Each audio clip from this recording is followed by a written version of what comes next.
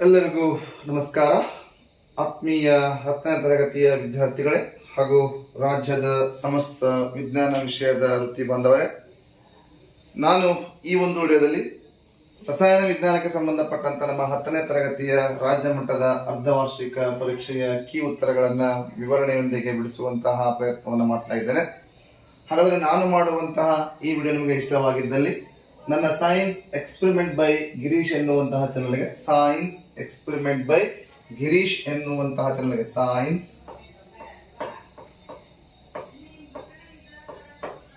Science experiment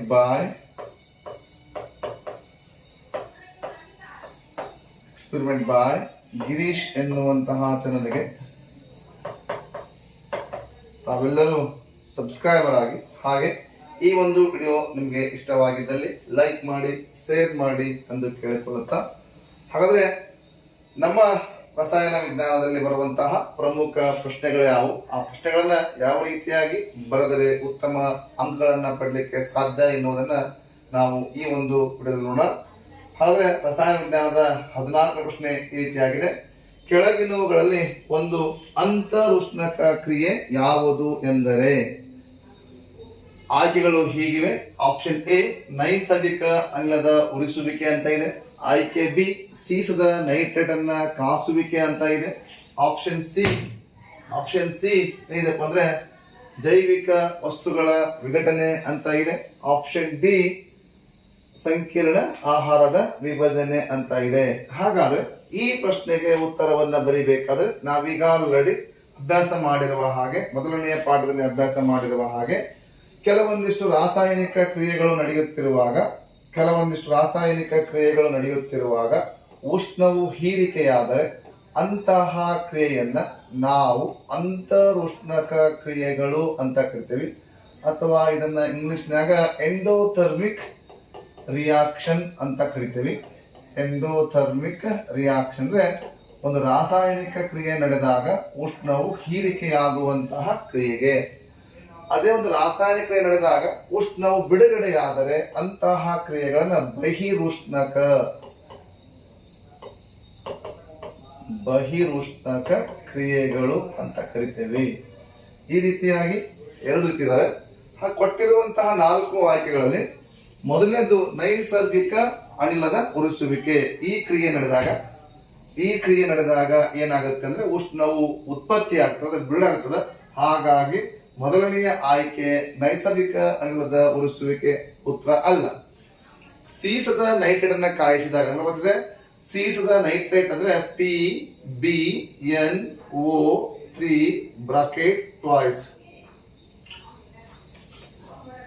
ಈ ಒಂದು ಏನಪ್ಪಾ ಅಂದ್ರೆ ಸೀಸದ ನೈಟ್ರೇಟ್ ಅನ್ನ ಕಾಯಿಸಿದಾಗ ಅಂದ್ರೆ ಉಷ್ಣ ಕೊಟ್ಟಿದಾಗ ಆಗೇನಾಗತ್ತೆ, ಸೀಸದ ನೈಟ್ರೇಟು ವಿಭಜನೆಗೊಂಡು ಸೀಸದ ಆಕ್ಸೈಡ್ ಆಗ್ತದೆ, 2PbO ಆಗ್ತದೆ, ಪ್ಲಸ್ 4NO2 ಆಗ್ತದೆ, ಪ್ಲಸ್ ಆಕ್ಸಿಜನ್ ಕೂಡ ಉತ್ಪತ್ತಿ ಆಗ್ತದೆ. ಅಂದ್ರೆ ಇಲ್ಲಿ ಈ ಕ್ರಿಯೆ ನಡಲಿಕ್ಕೆ ನಾವು ಉಷ್ಣವನ್ನ ಒದಗಿಸಿದ್ದೇವೆ. ಹಾಗಾಗಿ ಸೀಸದ ನೈಟ್ರೇಟ್ ಅನ್ನ ಕಾಯಿಸುವಂತಹ ಒಂದು ಕ್ರಿಯೆ ಇದೆಯಲ್ಲ, ಅದು ಒಂದು ಅಂತರುಷ್ಣಕ ಕ್ರಿಯೆ ಆಗಿದೆ. ಹಾಗಾಗಿ ಈ ಒಂದು ಪ್ರಶ್ನೆಗೆ ಸರಿಯಾದ ಉತ್ತರ ಆಯ್ಕೆ ಬಿ ಆಗಿರ್ತದೆ.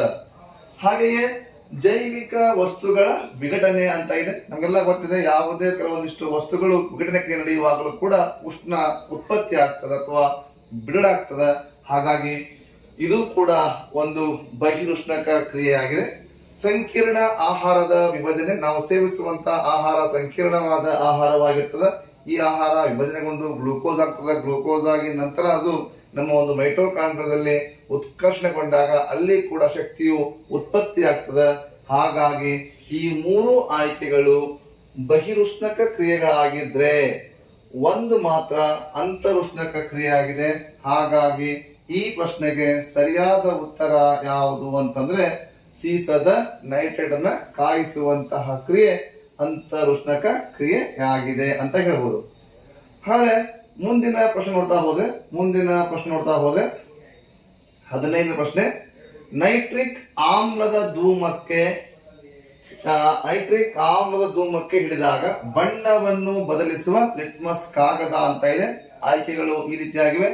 ಆಯ್ಕೆ ಎ ಒದ್ದೆಯಾದ ನೀಲಿ ಲಿಟ್ಮಸ್ ಕಾಗದ, ಆಯ್ಕೆ ಬಿ ಒಣಗಿದ ನೀಲಿ ಲಿಟ್ಮಸ್ ಕಾಗದ, ಆಯ್ಕೆ ಸಿ ಒದ್ದೆಯಾದ ಕೆಂಪು ಲಿಟ್ಮಸ್ ಕಾಗದ, ಆಯ್ಕೆ ಡಿ ಒಣಗಿದ ಕೆಂಪು ಲಿಟ್ಮಸ್ ಕಾಗದ. ನಮಗೆಲ್ಲ ಗೊತ್ತಿದೆ ಆಮ್ಲಗಳು ಲಿಟ್ಮಸ್ ಕಾಗದದೊಂದಿಗೆ ವರ್ತಿಸಿದಾಗ ಅಥವಾ ಆಮ್ಲಗಳು ನೀಲಿ ಲಿಟ್ಮಸ್ ಕಾಗದವನ್ನ ಕೆಂಪು ಬಣ್ಣಕ್ಕೆ ಬದಲಾಯಿಸ್ತವೆ. ಹಾಗಾದ್ರೆ ಇಲ್ಲಿ ನಾವು ಆ ಒಂದು ಲಿಟ್ಮಸ್ ಕಾಗದವನ್ನು ನೇರವಾಗಿ ಆಮ್ಲದಲ್ಲಿ ಅದ್ದರೆ ಬರುವಂತಹ ಆಮ್ಲದ ಧೂಮಕ್ಕೆ ಹಿಡಿದುಕೊಂಡಾಗ ಅಲ್ಲಿ ಯಾವ ಲಿಟ್ಮಸ್ ಕಾಗದವು ತನ್ನ ಬಣ್ಣವನ್ನ ಬದಲಾಯಿಸ್ತದ. ನಮಗೆಲ್ಲ ಗೊತ್ತಿದೆ ಆಮ್ಲಗಳು ಏನ್ ಮಾಡ್ತಾವಪ್ಪ ಅಂದ್ರೆ ನೀಲಿ ಲಿಟ್ಮಸ್ ಕಾಗದವನ್ನ ಆಮ್ಲಗಳು ನೀಲಿ ಲಿಟ್ಮಸ್ ಕಾಗದವನ್ನು ಕೆಂಪು ಬಣ್ಣಕ್ಕೆ ಬದಲಾಯಿಸ್ತವೆ ಅಂತ ಗೊತ್ತಿದೆ. ಬಟ್ ಇಲ್ಲಿ ಬರುತ್ತಿರುವಂತಹ ಒಂದು ಧೂಮ ಅನಿಲವಾಗಿದೆ, ಅದು ನೈಟ್ರಿಕ್ ಆಮ್ಲದ ಅನಿಲವಾಗಿರ್ತದೆ. ಹಾಗಾಗಿ ಇಲ್ಲಿ ಬರುವ ಧೂಮ ಅದು ಆಮ್ಲವಾಗಿರುವುದಿಲ್ಲ. ಬರುವಂತಹ ಧೂಮ ಒಂದು ನೈಟ್ರಿಕ್ ಆಮ್ಲದ ಹೊಗೆ ಅಥವಾ ಧೂಮವಾಗಿದೆ. ಈ ಧೂಮಕ್ಕೆ ನಾವು ಒಂದು ವೇಳೆ ಶುಷ್ಕವಾದ ಅಥವಾ ಒಣಗಿದ ಲಿಟ್ಮಸ್ ಕಾಗದ ಶುಷ್ಕವಾದ ನೀಲಿ ಲಿಟ್ಮಸ್ ಕಾಗದವನ್ನ ಹಿಡಿದಾಗ ತನ್ನ ಬಣ್ಣವನ್ನ ಬದಲಾಯಿಸುವುದಿಲ್ಲ. ಏಕೆಂದರೆ ಈ ಆಮ್ಲಗಳು ತಮ್ಮ ಮೂಲ ಗುಣವನ್ನ ತೋರಿಸಬೇಕಾದಲ್ಲಿ ಅವುಗಳು ಅಯಾನುಗಳನ್ನ ಉಂಟು ಮಾಡಬೇಕು. ಆ ಅಯಾನುಗಳು ಉಂಟಾಗಬೇಕಾದ್ರೆ ನೀರಿನ ಅವಶ್ಯಕತೆ ಇದೆ. ಹಾಗಾಗಿ ಇಲ್ಲಿ ಒದ್ದೆಯಾದ ನೀಲಿ ಲಿಟ್ಮಸ್ ಕಾಗದ ತನ್ನ ಬಣ್ಣವನ್ನ ಬದಲಾಯಿಸಿಕೊಳ್ತದ. ಹಾಗಾಗಿ ಈ ಒಂದು ಪ್ರಶ್ನೆಗೆ ಉತ್ತರ ಯಾವುದು ಅಂತ ನೋಡ್ತಾ ಹೋದ್ರೆ ಒದ್ದೆಯಾದ ನೀಲಿ ಲಿಟ್ಮಸ್ ಕಾಗದ. ಈ ಪ್ರಶ್ನೆಗೆ ಈ ಉತ್ತರ ಸರಿಯಾಗ್ತದ. ಒದ್ದೆಯಾದ ನೀಲಿ ಲಿಟ್ಮಸ್ ಕಾಗದ ಅಂತ ನಾವು ಉತ್ತರವನ್ನ ಬರೀಬೇಕಾಗ್ತದ. ಒಣಗಿದ ನೀಲಿ ಲಿಟ್ಮಸ್ ಕಾಗದ ತನ್ನ ಬಣ್ಣವನ್ನ ಬದಲಾಯಿಸಿಕೊಳ್ಳಂಗಿಲ್ಲ. ಕಾರಣ ಅಲ್ಲಿ ಒಣಗಿದ ನೀಲಿ ಲಿಟ್ಮಸ್ ಕಾಗದವನ್ನ ಧೂಮಕ್ಕೆ ಹಿಡಿದುಕೊಂಡಾಗ ಅಲ್ಲಿ ಅಯಾನ್ ಉಂಟಾಗಂಗಿಲ್ಲ. ಹಾಗಾಗಿ ಅದು ತನ್ನ ಬಣ್ಣವನ್ನ ಬದಲಾಯಿಸಿಕೊಳ್ಳಂಗಿಲ್ಲ. ಹಾಗಾಗಿ ಅದು ಉತ್ತರ ಅಲ್ಲ. ಒದ್ದೆಯಾದ ಕೆಂಪು ಲಿಟ್ಮಸ್ ಕಾಗದವನ್ನು ಹಿಡಿದುಕೊಂಡಾಗಲೂ ಕೂಡ ಅದು ಕೆಂಪಾಗಿರ್ತದೆ. ಕಾರಣ ಅಲ್ಲಿ ಏನಪ್ಪಾ ಅಂದ್ರೆ ಅದು ಆಮ್ಲೀಯ ಗುಣವನ್ನ ಹೊಂದಿರುವುದರಿಂದ. ಒಣಗಿದ ಕೆಂಪು ಲಿಟ್ಮಸ್ ಕಾಗದವನ್ನ ಹಿಡಿದಾಗಲೂ ಕೂಡ ಯಾವುದೇ ಬಣ್ಣದಲ್ಲಿ ಬದಲಾವಣೆ ಆಗೋದಿಲ್ಲ. ಕಾರಣ ಏನಪ್ಪಾ ಅಂದ್ರೆ ಒಣಗಿದ ಕೆಂಪು ಲಿಟ್ಮಸ್ ಕಾಗದ ಹಿಡಿದಾಗ ಅಲ್ಲಿ ಯಾವುದೇ ಅಯಾನು ಉಂಟಾಗುವುದಿಲ್ಲ. ಆ ಕಾರಣಕ್ಕಾಗಿ ಈ ಪ್ರಶ್ನೆಗೆ ಸರಿಯಾದ ಉತ್ತರ ಒದ್ದೆಯಾದ ನೀಲಿ ಲಿಟ್ಮಸ್ ಕಾಗದ ಆಗಿರ್ತದ. ಮುಂದಿನ ಪ್ರಶ್ನೆ ನೋಡಿದಾಗ ಮುಂದಿರುವಂತಹ ಪ್ರಶ್ನೆ 16ನೇ ಪ್ರಶ್ನೆ ಏನಿದೆಪ್ಪ ಅಂದ್ರೆ ಕಾಸಿದಾಗ ತಾಮ್ರದ ಪುಡಿಯು ಕಪ್ಪಾಗುವುದು ಏಕೆಂದರೆ ಅಂತ ಇದೆ. ತಾಮ್ರವು ಕಾಯಿಸಿದಾಗ ಕಪ್ಪಾಗ್ತದೆ. ಅದಕ್ಕೆ ಕಾರಣವಾಗಿರುವಂತಹ ಕ್ರಿಯೆ ಯಾವುದು ಅಂತ ನೋಡಿದ್ರೆ ದಹಿಸುವುದರಿಂದ, ಆಯ್ಕೆ ಬಿ ತಾಮ್ರದ ಕಾರ್ಬೋನೇಟ್ ಆಗುವುದರಿಂದ, ಉತ್ಕರ್ಷಣಗೊಳ್ಳುವುದರಿಂದ, ಉಷ್ಣ ಹೀರಿಕೆಯಿಂದ. ಇಲ್ಲಿ ಸರಿಯಾದ ಉತ್ತರ ಉತ್ಕರ್ಷಣೆಗೊಳ್ಳುವುದರಿಂದನೂ ಸರಿ ಆಗ್ತದ. ಬಟ್ ಏನಪ್ಪಾ ಅಂದ್ರೆ ದಹಿಸುವುದರಿಂದನೂ ಕೂಡ ನಾವು ಹೇಳ್ಬೋದು. ಯಾಕಂದ್ರೆ ದಹನ ಕ್ರಿಯೆ ಆಗ್ಬೇಕಾದ್ರೆ ಆಮ್ಲಜನಕದ ಅವಶ್ಯಕತೆ ಇದೆ. ದಹಿಸುವುದರಿಂದ ಕಪ್ಪಾಗ್ತದ. ಬಟ್ ಇಲ್ಲಿ ಈ ಒಂದು ಪ್ರಶ್ನೆಗೆ ಸರಿಯಾದ ಉತ್ತರ ಯಾವುದು ಅಂತಂದ್ರೆ ಉತ್ಕರ್ಷಣೆಗೊಳ್ಳುವುದರಿಂದ ಅಂದ್ರೆ ಆಯ್ಕೆ ಸಿ ಸರಿಯಾದ ಉತ್ತರ ಆಗ್ತದ. ಉತ್ಕರ್ಷಣಗೊಳ್ಳುವುದರಿಂದ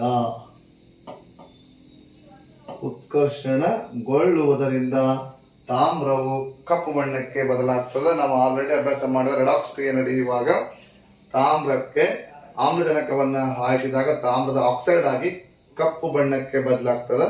ಆ ಕಪ್ಪು ಬಣ್ಣದ ತಾಮ್ರಕ್ಕೆ ಹೈಡ್ರೋಜನ್ ಅನಿಲವನ್ನ ಹಾಯಿಸಿದಾಗ ಫಸ್ಟ್ಗೆ ತಾಮ್ರವು ಕಂದು ಬಣ್ಣವನ್ನ ಹೊಂದಿರ್ತದೆ. ಕಂದು ಬಣ್ಣವನ್ನ ಹೊಂದಿರುವಂತಹ ತಾಮ್ರಕ್ಕೆ ಆಮ್ಲಜನಕವನ್ನ ಹಾಯಿಸಿದಾಗ ಆಗ ತಾಮ್ರದ ಆಕ್ಸೈಡ್ ಬರ್ತದೆ. ಈ ತಾಮ್ರದ ಆಕ್ಸೈಡ್ಗೆ ಹೈಡ್ರೋಜನ್ ಅನಿಲವನ್ನ ಹಾಯಿಸಿದಾಗ ಆಗ ಏನಾಗುತ್ತೆ, ತಾಮ್ರದ ಆಕ್ಸೈಡ್ ಅಪಕರ್ಷಣೆಗೊಂಡು ತಾಮ್ರ ಆಗ್ತದೆ. ಹಾಗೆ ಹೈಡ್ರೋಜನ್ ಉತ್ಕರ್ಷಣೆಗೊಂಡು ನೀರಾಗ್ತದೆ.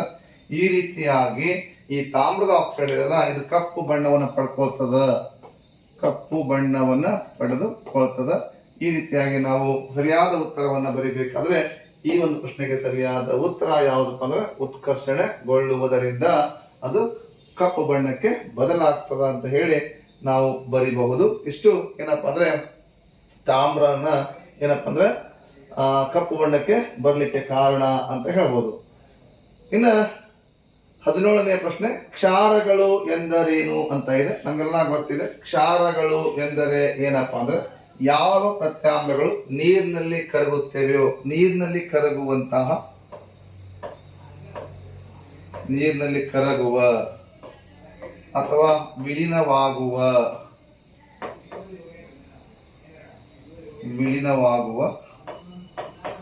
ನೀರಿನಲ್ಲಿ ಕರಗುವ ಅಥವಾ ವಿಲೀನವಾಗುವ ಪ್ರತ್ಯಾಮ್ಲಗಳನ್ನು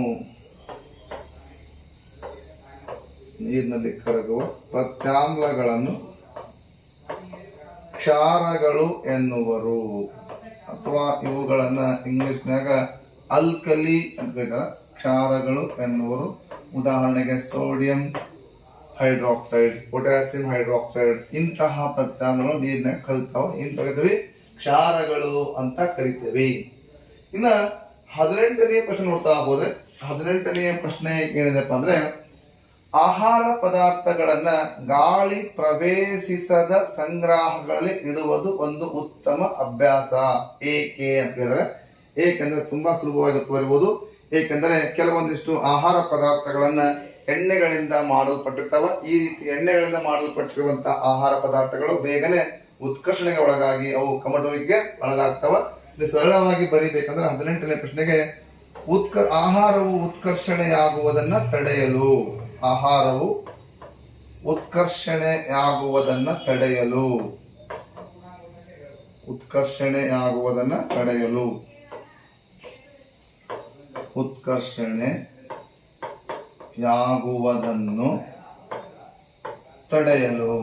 ಅಂತ ಬರೆಯಬಹುದು. ಅಥವಾ ಸಿಂಪಲ್ ಆಗಿ ಕಮಟುವಿಕೆಯನ್ನ ತಡೆಯಲು ಅಂತ ಬರೆದು ಕೂಡ ಒಂದು ಮಾರ್ಕ್ಸ್ ಕೊಡಬಹುದು. ಕಮಟುವಿಕೆಯನ್ನು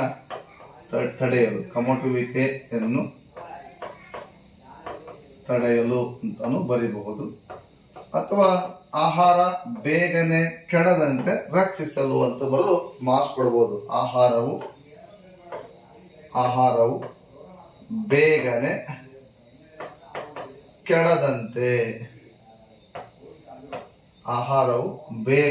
ಕೆಡದಂತೆ ರಕ್ಷಣೆ ಮಾಡಲು ಅಥವಾ ರಕ್ಷಿಸಲು ಅಂತ ಬರೆದು ತಪ್ಪೇನಿಲ್ಲ.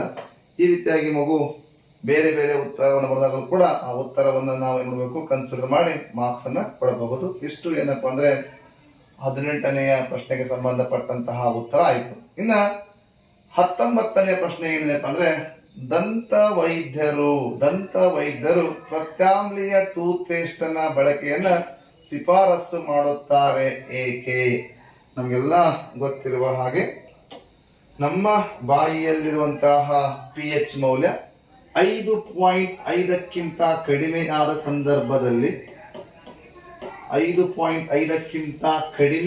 ಸಂದರ್ಭದಲ್ಲಿ ಅಂದ್ರೆ ಬಾಯಿಯ ಆಮ್ಲೀಯತೆ ಹೆಚ್ಚಾದಾಗ ನಮ್ಮ ಹಲ್ಲುಗಳಲ್ಲಿರುವಂತಹ ಅತ್ಯಂತ ಗಟ್ಟಿಯಾದ ಭಾಗ ಯಾವುದು ಅಂತಂದ್ರೆ ಎನಾಮಲ್.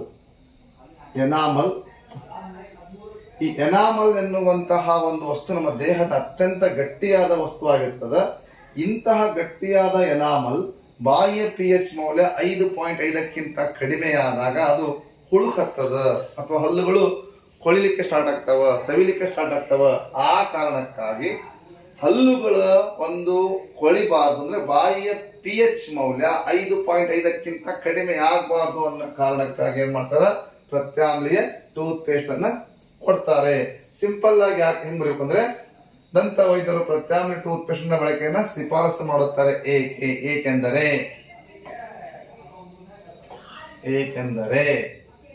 ಬಾಯಿಯ ಆಮ್ಲೀಯತೆಯನ್ನ ಕಡಿಮೆ ಮಾಡಲು ಹೀಗಾದ್ರೂ ಬರಿಬಹುದು, ಕಡಿಮೆ ಮಾಡಲು. ಅಥವಾ ಮಗು ಉತ್ತರವನ್ನ ಈ ರೀತಿ ಬರೆಯದೆ ಹೀಗೂ ಬರಿಬಹುದು. ನಮ್ಮ ಹಲ್ಲುಗಳು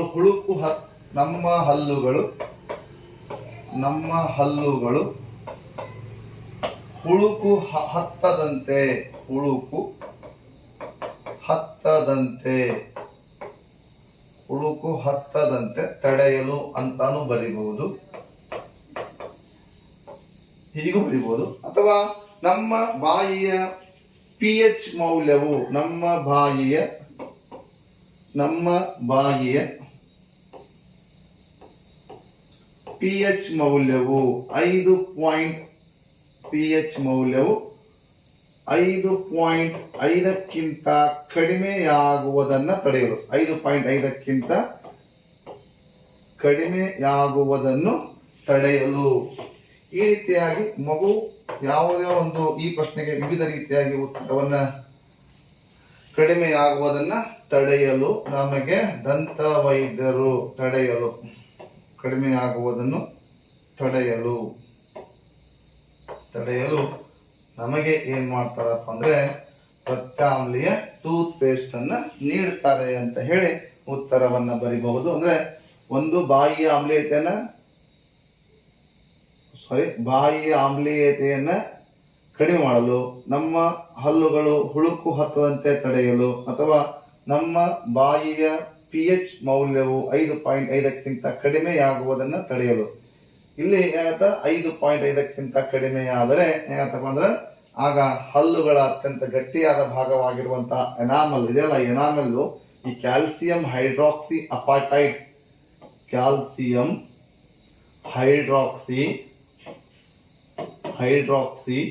ಅಪಟೈಟ್ ಎನ್ನುವಂತಹ ಒಂದು ರಾಸಾಯನಿಕ ವಸ್ತುವಿನಿಂದ ಮಾಡಲ್ಪಟ್ಟಿದೆ. ಈ ಎನಾಮಲ್ 5.5ಕ್ಕಿಂತ ಕಡಿಮೆ ಆಯಿತು ಅಂದ್ರೆ ಆಗೇನಾಗತ್ತೆ, ಎನಾಮಲ್ ಕೂಡ ಸವಿಲಿಕ್ಕೆ ಸ್ಟಾರ್ಟ್ ಆಗ್ತದೆ. ಹಾಗಾಗಿ ಬಾಯಿಯ ಆಮ್ಲೀಯತೆಯನ್ನ ಏನಪ್ಪಾ ಅಂದ್ರೆ ಕಡಿಮೆ ಮಾಡಿದ್ರೆ, ಆಮ್ಲೀಯತೆ ಹೆಚ್ಚಾಗಿರ್ತಾನೆ ಕಡಿಮೆ ಮಾಡ್ಲಿಕ್ಕೆ ಈ ಒಂದು ಏನಪ್ಪಾ ಅಂದ್ರೆ ಪ್ರತ್ಯಾಮ್ಲೀಯ ಗುಣವನ್ನ ಹೊಂದಿರುವಂತಹ ಟೂತ್ ಪೇಸ್ಟ್ ಅನ್ನ ಬಳಕೆ ಮಾಡಲು ದಂತ ವೈದ್ಯರು ಹೇಳ್ತಾರೆ. ಇಷ್ಟು ಏನಪ್ಪಾ ಅಂದ್ರೆ 19ನೇ ಪ್ರಶ್ನೆಗೆ ಸಂಬಂಧಪಟ್ಟಿರುವಂತಹ ಮಾಹಿತಿ ಆಯ್ತು. ಇನ್ನ ಮುಂದಿನ ಪ್ರಶ್ನೆ ನೋಡ್ತಾ ಹೋದ್ರೆ, ಮುಂದಿನ ಪ್ರಶ್ನೆ ಏನಿದೆಪ್ಪ ಅಂದ್ರೆ ಕೆಳಗಿನ ರಾಸಾಯನಿಕ ಸಮೀಕರಣವನ್ನ ಸರಿದೂಗಿಸಿ ಬರೆಯಿರಿ ಅಂತ ಇದೆ. ಇಲ್ಲಿ barium chloride BaCl2 barium chloride sulphuric ಆಮ್ಲದೊಂದಿಗೆ H2SO4 ದೊಂದಿಗೆ ರಾಸಾಯನಿಕವಾಗಿ ವರ್ತಿಸಿದಾಗ ಬೇರಿಯಂ ಸಲ್ಫೇಟ್ ಎನ್ನುವಂತಹ ಒಂದು ಉತ್ಪನ್ನ, ಹಾಗೆ ಹೈಡ್ರೋಕ್ಲೋರಿಕ್ ಎನ್ನುವಂತಹ ಇನ್ನೊಂದು ಉತ್ಪನ್ನ ಉಂಟಾಗಿದೆ. ಹಾಗಾದ್ರೆ ಈ ಸಮೀಕರಣ ಸರಿದೂಗಿಸಿ ಬರೀಬೇಕಂದ್ರೆ ಇಲ್ಲಿ BA ಒಂದಿದೆ, ಇಲ್ಲಿ BA ಒಂದಿದೆ, ಬಟ್ ಕ್ಲೋರಿನ್ ಎರಡು ಇದಾವೆ, ಇಲ್ಲಿ ಕ್ಲೋರಿನ್ ಒಂದೇ ಇದೆ. ಹಾಗಾಗಿ ಎರಡನ್ನ ಮಾಡಬೇಕಾದ್ರೆ ಇಲ್ಲಿ ಎರಡನ್ನ ಹಾಕಬೇಕಾಗ್ತದೆ. ನಂತರ H ಎರಡಾದವು, S ಒಂದಿದೆ, O ಟೋಟಲ್ 4 ಇದಾವೆ, O 4 ಇದಾವೆ. ಹಾಗಾಗಿ ಮೊದಲನೆಯ ಈ ಪ್ರಶ್ನೆಗೆ ನೀವು ಇಲ್ಲಿ ಎರಡನ್ನ ಹಾಕ್ಬಿಟ್ರೆ 1 ಅಂಕ ಬರ್ತದ. ಇನ್ನ ಪ್ರಶ್ನೆ ಸಂಖ್ಯೆ ಅದರಲ್ಲಿ 20ರಲ್ಲಿ B ಇದೆ. ಅಲ್ಯೂಮಿನಿಯಂ ಎನ್ನುವಂತಹ ಒಂದು ಲೋಹ, ಅಲ್ಯೂಮಿನಿಯಂ ಪ್ಲಸ್ ತಾಮ್ರದ ಕ್ಲೋರೈಡ್ ನೊಂದಿಗೆ ವರ್ತನೆ ಮಾಡಿದೆ, CuCl2 ದೊಂದಿಗೆ ವರ್ತನೆ ಮಾಡಿ ಅಲ್ಯೂಮಿನಿಯಂ ಕ್ಲೋರೈಡ್ ಎನ್ನುವಂತಹ ಒಂದು ಉತ್ಪನ್ನ, ಹಾಗೆಯೇ ತಾಮ್ರದ ಉತ್ಪನ್ನ ಉಂಟಾಗಿದೆ. ಹಾಗಾದ್ರೆ ಇಲ್ಲಿ ನಾವು ಏನಪ್ಪಾ ಅಂದ್ರೆ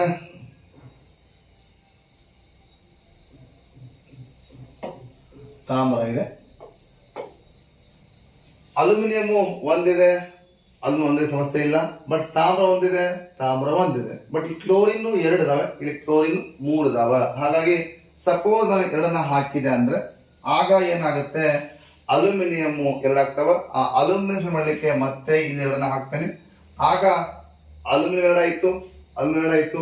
ಬಟ್ ಕ್ಲೋರಿನ್ 6 ಇದಾವ, 2 3 6 ಆಗ್ತದ, ಇಲ್ಲಿ 2 ಇದಾವ. ಹಾಗಾಗಿ ಇಲ್ಲೇ ಪುನಃ ನಾನು 3 ಹಾಕ್ತೇನೆ, ಪುನಃ ನಾನು 3 ಇಲ್ಲಿ ಹಾಕಿದಾಗ ಆಗ ಏನಾಗ್ತ, ಕ್ಲೋರಿನ್ ಸರಿ ಆಯ್ತು, ಬಟ್ ತಾಮ್ರ 3 ಆಗ್ತಾವ. ತಾಮ್ರವನ್ನು ಕೂಡ ಸರಿ ಮಾಡ್ಲಿಕ್ಕೆ ಮತ್ತೆ ಪುನಃ ನಾನು ಇಲ್ಲಿ 3 ಹಾಕ್ತೇನೆ.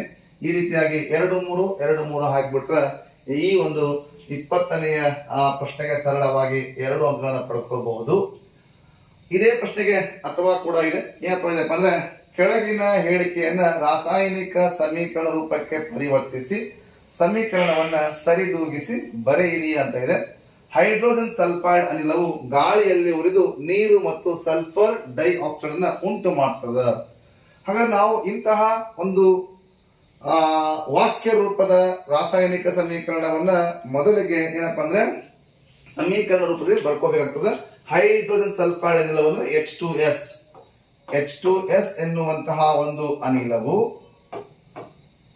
ಏನಾಗುತ್ತೆ, ಗಾಳಿಯಲ್ಲಿ ಉರಿದು ನೀರು, ನೋಡ್ರಿ ಗಾಳಿಯಲ್ಲಿ ಉರಿದು, ಗಾಳಿ ಅಂದ್ರೆ ಆಮ್ಲಜನಕದೊಂದಿಗೆ ವರ್ತನೆ ಮಾಡಿ ಏನಾಗಿದೆ, ಸಲ್ಫರ್ ಡೈಆಕ್ಸೈಡ್ ಮತ್ತು ನೀರನ್ನ ಉಂಟು ಮಾಡಿದೆ. ಅಂದ್ರೆ H2O ನೀರು ಪ್ಲಸ್ ಸಲ್ಫರ್ ಡೈಆಕ್ಸೈಡ್ ಅನ್ನ ಉಂಟು ಮಾಡಿದೆ.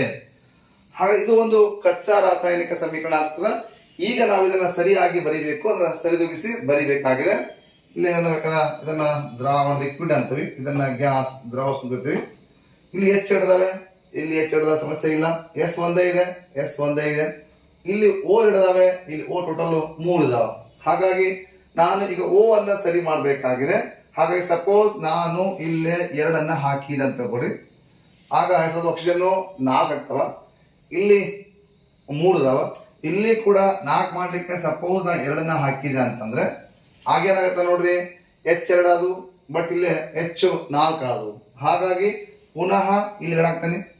ಯಾವಾಗ ಇಲ್ಲಿ 2 ಹಾಕಿದೆ ಅವಾಗ H4 ಅದು, S ಪುನಃ 2 ಆಗ್ತಾವ. ಹಾಗಾಗಿ ಇಲ್ಲಿ 2 ಹಾಕ್ತಾನೆ. ಯಾವಾಗ ಇಲ್ಲಿ 2 ಹಾಕಿದೆ ಆಗ ಆಮ್ಲಜನಕ ಸಂಖ್ಯೆ 2 + 4 6 ಆಗ್ತದ. ಹಾಗಾಗಿ ನಾನೇನ್ ಮಾಡ್ಕೋಬೇಕಂದ್ರೆ ಪುನಃ ಇದನ್ನ ತೆಗಿಬೇಕಾಗ್ತದ. ತೆಗೆದ್ಬಿಟ್ಟು ಈಗ ಏನ್ ಮಾಡ್ಬೇಕು, 3 ಹಾಕ್ಬೇಕು. ಅಂದ್ರೆ ಈ ರೀತಿಯಾಗಿ 2H2S ಪ್ಲಸ್ 3O2 ಬಾಣದ ಗುರುತು 2H2O 2SO2. ಈಗ ಲೆಕ್ಕ ಮಾಡ್ರಿ. ಟೋಟಲ್ ಏನಪ್ಪಾ ಅಂದ್ರೆ ಹೈಡ್ರೋಜನ್ 4 ಅದಾವ, 4 ಹೈಡ್ರೋಜನ್, ಇಲ್ಲಿ ಕೂಡ 4 ಹೈಡ್ರೋಜನ್ ಆಗ್ತದ. ಹಾಗೆಯೇ ಎಸ್ ಎಷ್ಟದಪ್ಪ ಅಂದ್ರೆ ಟೋಟಲ್ ಈ 2 ಇದಕ್ಕೂ ಬರ್ತದೆ. ಹಾಗಾಗಿ S2 ಅದು, ಇಲ್ಲಿ ಕೂಡ S ಗಳು 2 ಇದಾವೆ, ಇವು 2 ಇದಾವೆ. ಹಾಗೆಯೇ ಆಮ್ಲಜನಕವನ್ನು ನೋಡಿದಾಗ ಆಮ್ಲಜನಕವು ಒಟ್ಟು ಇಲ್ಲಿ 6 ಇದಾವ, ಟೋಟಲ್ 6 ಆಪ್ಷನ್ ಇಸ್ ದೇರ್. ಇಲ್ಲಿ ಕೂಡ 2 ಇಲ್ಲಿದಾವ, 4 ಇಲ್ಲಿದಾವ. ಅಂದ್ರೆ ಟೋಟಲ್ 4 + 2. ಈ ರೀತಿಯಾಗಿ ಈ ಕಡೆ H4 ಆಯ್ತು, S2 ಆಯ್ತು, O6 ಆಯ್ತು. ಆ ಕಡೆ ಕೂಡ H4 ಆಯ್ತು, O6 ಆಯ್ತು, S2 ಆಯ್ತು. ಟೋಟಲ್ ಈ ಕಡೆನೂ 12 ಆಗುತ್ತೆ, ಆ ಕಡೆನೂ 12 ಆಗ್ತದೆ. ಈ ರೀತಿಯಾಗಿ ನಾವು ತುಂಬಾ ಸುಲಭವಾಗಿ ಈ ಒಂದು ಪ್ರಶ್ನೆಗೆ ಉತ್ತರವನ್ನ ಬರೀಬಹುದು. ಇಷ್ಟು ಏನಪ್ಪಾ ಅಂದ್ರೆ ಇದು 20ನೆಯ ಪ್ರಶ್ನೆಗೆ ಸಂಬಂಧಪಟ್ಟಿರುವಂತಹ ಒಂದು ಮಾಹಿತಿ ಆಗಿದೆ. ಇನ್ನ ಮುಂದಿನ ಪ್ರಶ್ನೆಯನ್ನ ವೀಕ್ಷಣೆ ಮಾಡಿದಾಗ ತುಂಬಾ ಸರಳವಾಗಿದೆ. 21ನೆಯ ಒಂದು ಪ್ರಶ್ನೆ. 21ನೆಯ ಪ್ರಶ್ನೆ ತುಂಬಾ ಸರಳವಾಗಿದೆ.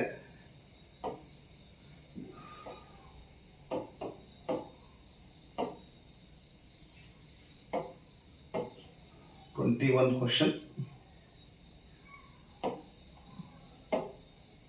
21 ಏನಾಗ್ತದಪ್ಪ ಅಂದ್ರೆ, ಇಲ್ಲಿ ಕೊಟ್ಟಿರುವಂತಹ ಪ್ರಶ್ನೆ, ಕೆಳಗಿನ ಚಿತ್ರವನ್ನ ಗಮನಿಸಿ ಕೊಟ್ಟಿರುವ ಪ್ರಶ್ನೆಗೆ ಉತ್ತರಿಸಿ. ಚಿತ್ರ 2 ಇದಾವೆ.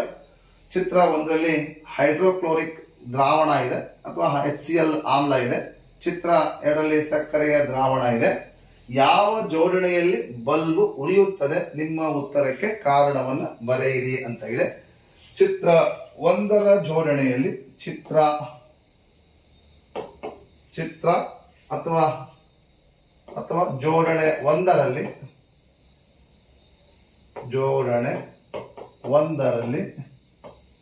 ಬಲ್ಬ್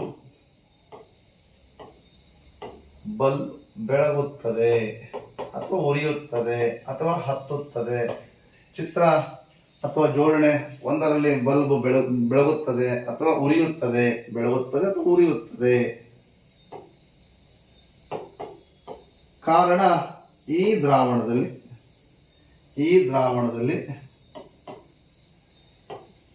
ಈ ದ್ರಾವಣದಲ್ಲಿ ಅಯಾನುಗಳು ಇರುವುದರಿಂದ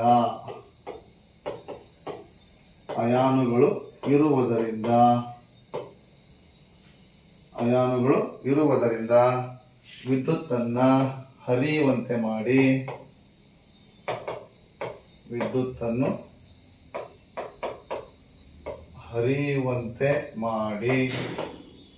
ಮಾಡಿ ಬಲ್ಬು ಉರಿಯುತ್ತದೆ. ಬಲ್ಬನ್ನ ಉರಿಯುವಂತೆ ಅಥವಾ ಬೆಳಗುವಂತೆ ಮಾಡುತ್ತದೆ. ಅದರ ಚಿತ್ರ ಅಥವಾ ಜೋಡಣೆ 2ರಲ್ಲಿ ಬಲ್ಬು ಉರಿಯುವುದಿಲ್ಲ ಅಥವಾ ಹತ್ತುವುದಿಲ್ಲ ಅಥವಾ ಬೆಳಗುವುದಿಲ್ಲ. ಕಾರಣ ಏನಪ್ಪ ಅಂದ್ರೆ ಇಲ್ಲಿ ಯಾವುದೇ ಅಯಾನುಗಳು ಇರೋದಿಲ್ಲ. ಅಂದ್ರೆ ಯಾವ ದ್ರಾವಣಗಳು ಅಯಾನುಗಳನ್ನು ಹೊಂದಿರ್ತವೆ, ಇಲ್ಲಿ ಅಯಾನುಗಳು ಇಲ್ಲದೆ ಇರುವುದರಿಂದ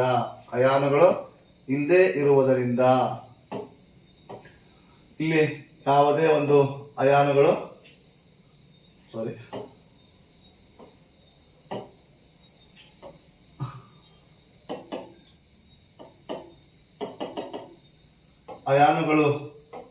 ಇರದೇ ಇರೋದ್ರಿಂದ ಇಲ್ಲಿ ಅಯಾನುಗಳು ಇರೋದಿಲ್ಲ. ಹಾಗಾಗಿ ಇಲ್ಲಿ ಬಲ್ಬು ಉರಿಯೋದಿಲ್ಲ. ಆದರೆ ಇಲ್ಲಿ ಬಲ್ಬು ಉರಿತದ. ಕಾರಣ ಏನಪ್ಪಾ ಅಂದ್ರೆ ಆ ದ್ರಾವಣದಲ್ಲಿ ಅಯಾನುಗಳು ಇರುತ್ತವೆ ಅಂತೇಳಿ ತುಂಬಾ ಸುಲಭವಾಗಿ ಪ್ರಶ್ನೆಗೆ ಉತ್ತರವನ್ನ ಮಕ್ಕಳು ಬರೀತವೆ. ಹಾಗಾದ್ರೆ ಮುಂದಿನ ಪ್ರಶ್ನೆ ನೋಡ್ತಾ ಹೋದ್ರೆ ಇದೇ ಪ್ರಶ್ನೆಗೆ ಅಥವಾ ಇದೆ ಕೊಟ್ಟಿರುವ ಚಿತ್ರವನ್ನ ಗಮನಿಸಿ. ಇದು ನಮ್ಗೆ ಗೊತ್ತಿದೆ, ಕ್ಲೋರೋ ಆಲ್ಕಲಿ ವಿಧಾನದಲ್ಲಿರುವಂತಹ ಚಿತ್ರವಾಗಿದೆ. ಮೇಲಿನ ಚಿತ್ರದಲ್ಲಿರುವ ಎಕ್ಸ್, ವೈ ಮತ್ತು ಝಡ್ ಅನ್ನು ಹೆಸರಿಸಿ. ಅರಳಿದ ಸುಣ್ಣದೊಂದಿಗೆ ಎಕ್ಸ್ ನ ವರ್ತನೆಯಿಂದ ಉಂಟಾಗುವ ಉತ್ಪನ್ನವನ್ನ ಹೆಸರಿಸಿ. ಇಲ್ಲಿ ನಮಗೆಲ್ಲ ಗೊತ್ತಿದೆ, ಬ್ರೈನ್ ದ್ರಾವಣ ಅಥವಾ ಉಪ್ಪಿನ ದ್ರಾವಣಕ್ಕೆ ನಾವು ನೇರ ವಿದ್ಯುತ್ ಪ್ರವಾಹವನ್ನ ಹಾಯಿಸಿದಾಗ 3 ಉತ್ಪನ್ನ ಬರ್ತವೆ. ಯಾವ್ಯಾವ ಅಂತಂದ್ರೆ, 1 ಹೈಡ್ರೋಜನ್ ಎನ್ನುವಂತಹ ಅನಿಲ, 2 ಕ್ಲೋರಿನ್ ಅನಿಲ, 3 ಸೋಡಿಯಂ ಹೈಡ್ರಾಕ್ಸೈಡ್ ಎನ್ನುವಂತಹ ಒಂದು ಪ್ರತ್ಯಾಮ್ಲ ಬರ್ತದೆ. ಇಲ್ಲಿ ಬಿಡುಗಡೆಯಾಗುವಂತಹ ಹೈಡ್ರೋಜನ್ ಕ್ಯಾಥೋಡ್ ಅಲ್ಲಿ ಸಂಗ್ರಹವಾಗ್ತದೆ. ಇಲ್ಲಿ ಕೊಟ್ಟಿದ್ದಾರೆ, ಅಂದ್ರೆ ಇದರರ್ಥ ಇದು ಕ್ಯಾಥೋಡ್ ಆಗಿರ್ತದೆ, ಇದು ಆನೋಡ್ ಆಗಿರ್ತದೆ. ಬೇಕಾದ್ರೆ ಬರಿತೇನೆ, ಇದು ಕ್ಯಾಥೋಡ್ ಆಗಿದೆ. ಈ ಕ್ಯಾಥೋಡ್ ಹೋಗಿ ಹೈಡ್ರೋಜನ್ ನಾಗ ಸಂಗ್ರಹ ಆಗ್ತದೆ. ಇದು ಆನೋಡ್ ಆಗಿರ್ತದೆ. ಆನೋಡ್ ನಲ್ಲಿ ಕ್ಲೋರಿನ್ ಬಂದು ಸಂಗ್ರಹವಾಗ್ತದೆ ಆನೋಡ್ ನಲ್ಲಿ. ಹಾಗಾಗಿ ನಾವು ಇಲ್ಲಿ ಸುಲಭವಾಗಿ ಉತ್ತರವನ್ನ ಬರಿಬೇಕಾದ್ರೆ ಹೇಳಬೇಕು, ಇಲ್ಲಿ ಬರುವಂತಹ ಅನಿಲ ಹೈಡ್ರೋಜನ್ ಅನಿಲವಾಗಿರ್ತದೆ. ಇದು ಹೈಡ್ರೋಜನ್ ಅನಿಲ. ಯಾಕಂದ್ರೆ ಸ್ವಲ್ಪ ಹೈಡ್ರೋಜನ್ ಧನ ಅಯಾನ ಆಗಿರುವುದರಿಂದ ಅದು ಕ್ಯಾಥೋಡ್ ಕಡೆಗೆ ಹೋಗ್ತದೆ. ಹಾಗೆಯೇ ಕ್ಲೋರಿನ್ ಮೈನಸ್ ಋಣ ಅಯಾನ ಆಗಿರುವುದರಿಂದ ಇಲ್ಲಿ ಬರುವಂತಹ ಒಂದು ಅನಿಲ ಕ್ಲೋರಿನ್ ಅನಿಲವಾಗಿರ್ತದೆ. ಹಾಗೆಯೇ ಈ ಕ್ಯಾಥೋಡ್ ನ ಪಕ್ಕದಲ್ಲಿ ಬರುವಂತಹ ಝಡ್ ಎನ್ನುವಂತಹ ಒಂದು ಉತ್ಪನ್ನ ಇದೆಯಲ್ಲ, ಇದು ಸೋಡಿಯಂ ಹೈಡ್ರಾಕ್ಸೈಡ್ ಆಗಿರ್ತದೆ. ಹಾಗಾದ್ರೆ ಮಕ್ಕಳೇ, ನಾವು ಸುಲಭವಾಗಿ ಬರೀಬಹುದು. ಏನ್ ಬರೀಬಹುದು? ಎಕ್ಸ್ ಎನ್ನುವಂತಹದ್ದು ಒಂದು ಎಕ್ಸ್ ಎನ್ನುವಂಥದ್ದು ಕ್ಲೋರಿನ್ ಅನಿಲವಾಗಿದೆ.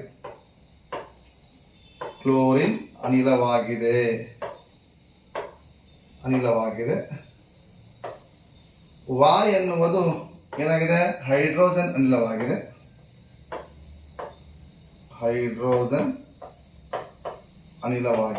ಝಡ್ ಎನ್ನುವಂತಹ ಒಂದು ಉತ್ಪನ್ನ ಸೋಡಿಯಂ ಹೈಡ್ರಾಕ್ಸೈಡ್ ಆಗಿದೆ.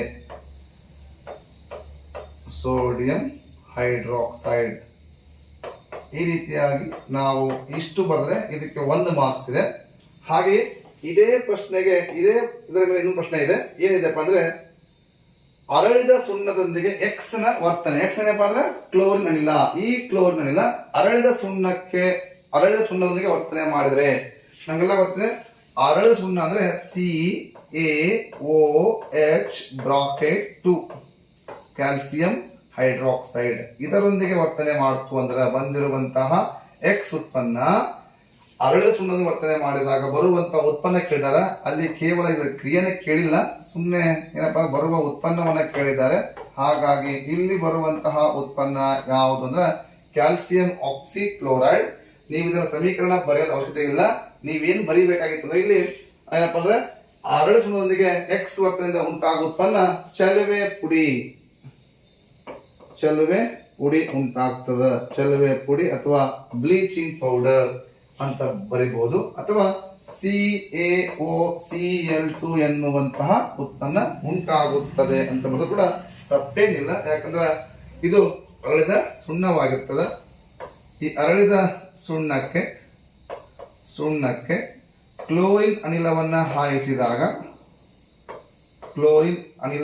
ಹಾಯಿಸಿದಾಗ ಬರುವಂತಹ ಉತ್ಪನ್ನವೇ ಚಲುವೆ ಪುಡಿ ಅಥವಾ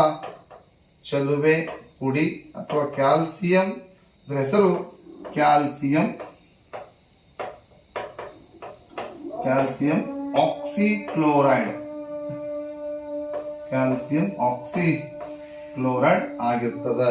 ಈ ರೀತಿಯಾಗಿ ನಾವು ಸುಲಭವಾಗಿ ಎಕ್ಸ್ ಎನ್ನುವುದು ಹೈಡ್ರೋಜನ್, Y ಎನ್ನುವುದು ಎಕ್ಸ್ ಎನ್ನುವುದು ಕ್ಲೋರಿನ್, Y ಎನ್ನುವುದು ಹೈಡ್ರೋಜನ್, Z ಎನ್ನುವುದು ಸೋಡಿಯಂ ಹೈಡ್ರಾಕ್ಸೈಡ್ ಬರಬಿಟ್ಟು ಇಷ್ಟು ಬರ ಸಾಕು. ಇಷ್ಟಕ್ಕೆ 2 ಅಂಕ ಇರ್ತದೆ. ಈ ರೀತಿಯಾಗಿ ನಾವು ಸುಲಭವಾಗಿ ಈ ಪ್ರಶ್ನೆಗೆ ಉತ್ತರವನ್ನ ಬರೀಬಹುದು. ಹಾಗಾದ್ರೆ ಮುಂದಿನ ಪ್ರಶ್ನೆ ನೋಡಿದಾಗ 22ನೆಯ ಪ್ರಶ್ನೆ ಅನ್ಸುತ್ತೆ. 22ನೇ ಪ್ರಶ್ನೆ ಕೂಡ ಚಿತ್ರದ ಮೇಲೆ ಇದೆ. ತುಂಬಾ ಸರಳವಾಗಿರುವಂತಹ ಇದು ಕೂಡ ಪ್ರಶ್ನೆ ಇದೆ. ರಾಸಾಯನಿಕ ಬದಲಾವಣೆಯನ್ನ ಪ್ರಾಯೋಗಿಕವಾಗಿ ತೋರಿಸುವ ಚಿತ್ರವನ್ನ ಗಮನಿಸಿ ಮತ್ತು ಕೆಳಗಿನ ಪ್ರಶ್ನೆಗಳಿಗೆ ಉತ್ತರಿಸಿ ಅಂತ ಇದೆ. ಈ ರಾಸಾಯನಿಕ ಕ್ರಿಯೆಯಲ್ಲಿ ಉತ್ಪನ್ನ ಪಿ ಉಂಟಾಗುತ್ತದೆ. ಅಂದ್ರೆ ಏನ್ ಮಾಡಿದಾರ, ಬೀಕರಿಗೆ ನೀರನ್ನ ಹಾಕಿ ಪ್ಲಸ್ ಕ್ಯಾಲ್ಸಿಯಂ ಆಕ್ಸೈಡ್ ಸೂತ್ರ CaO ಆಗಿದೆ. ಈ CaO H2O ವರ್ತನೆ ಮಾಡಿದ್ರೆ ನಮ್ಮ ಬುಕ್ನಾಗಿದೆ ಕ್ಯಾಲ್ಸಿಯಂ ಆಕ್ಸೈಡ್ ನೀರಿನೊಂದಿಗೆ ವರ್ತಿಸಿದಾಗ ಬರುವಂತಹ ಉತ್ಪನ್ನ CaOH ಬ್ರಾಕೆಟ್ 2 ಕ್ಯಾಲ್ಸಿಯಂ ಹೈಡ್ರಾಕ್ಸೈಡ್ ಎನ್ನುವಂತಹ ಉತ್ಪನ್ನ ಉಂಟಾಗ್ತದೆ. ಇದನ್ನು ನಾವು ಅರಳ ಸುಣ್ಣ ಅಂತೇವೆ, ಸುಣ್ಣದ ನೀರು ಅಂತ ಕೂಡ ಕರಿತೇವೆ. ಈ ಸುಣ್ಣದ ತಿಳಿ ನೀರಿಗೆ ಈಗ ಬಂದಿರುವಂತಹ ಇದು ಪಿ ಉತ್ಪನ್ನ, ಅಂದ್ರೆ ರಾಸಾಯನಿಕದಲ್ಲಿ ಉತ್ಪನ್ನ ಪಿ ಉಂಟಾಗಿದೆ. ಅಂದ್ರೆ ಈ ಒಂದು ಕ್ಯಾಲ್ಸಿಯಂ ಆಕ್ಸೈಡ್ ನೀರು ಬಂದುವರಿಸಿದಾಗ ಪಿ ಎನ್ನುವಂತಹ ಉತ್ಪನ್ನ ಉಂಟಾಗಿದೆ. ಅದರ ಹೆಸರು ಏನಪ್ಪಾ ಅಂದ್ರೆ ಕ್ಯಾಲ್ಸಿಯಂ ಹೈಡ್ರಾಕ್ಸೈಡ್.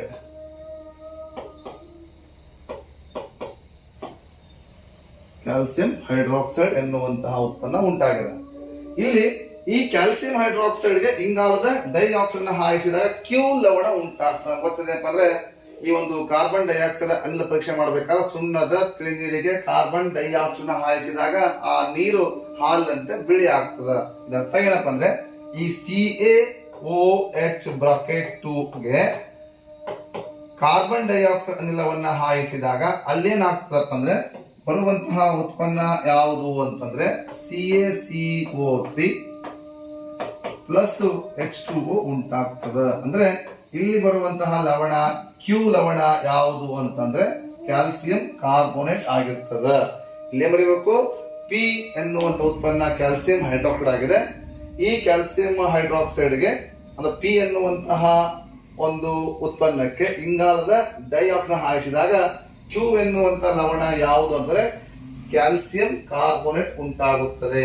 ಅಷ್ಟಲ್ಲದೆ ಈ ಬಂದಂತಹ ಕ್ಯಾಲ್ಸಿಯಂ ಕಾರ್ಬೋನೇಟ್ ಅನ್ನ ಕಾಯಿಸಿದಾಗ ಅಂದ್ರೆ ಈ CaCO3 ಅನ್ನ ಕಾಯಿಸಿದಾಗ ಆಗ ಬರುವಂತಹ ಉತ್ಪನ್ನಗಳು ಕಾಯಿಸಿದಾಗ ಮತ್ತೆ ಪುನಃ ಏನತ್ತೆ CaO calcium oxide plus carbon dioxide ಎನ್ನುವಂತಹ ಅನಿಲ ಕೂಡ ಉತ್ಪತ್ತಿ ಆಗ್ತದೆ. ಹಾಗೆ ನಾವು ಏನು ಉತ್ತರಬೇಕಂದ್ರೆ ತುಂಬಾ ಸರಳವಾಗಿರಬೇಕು.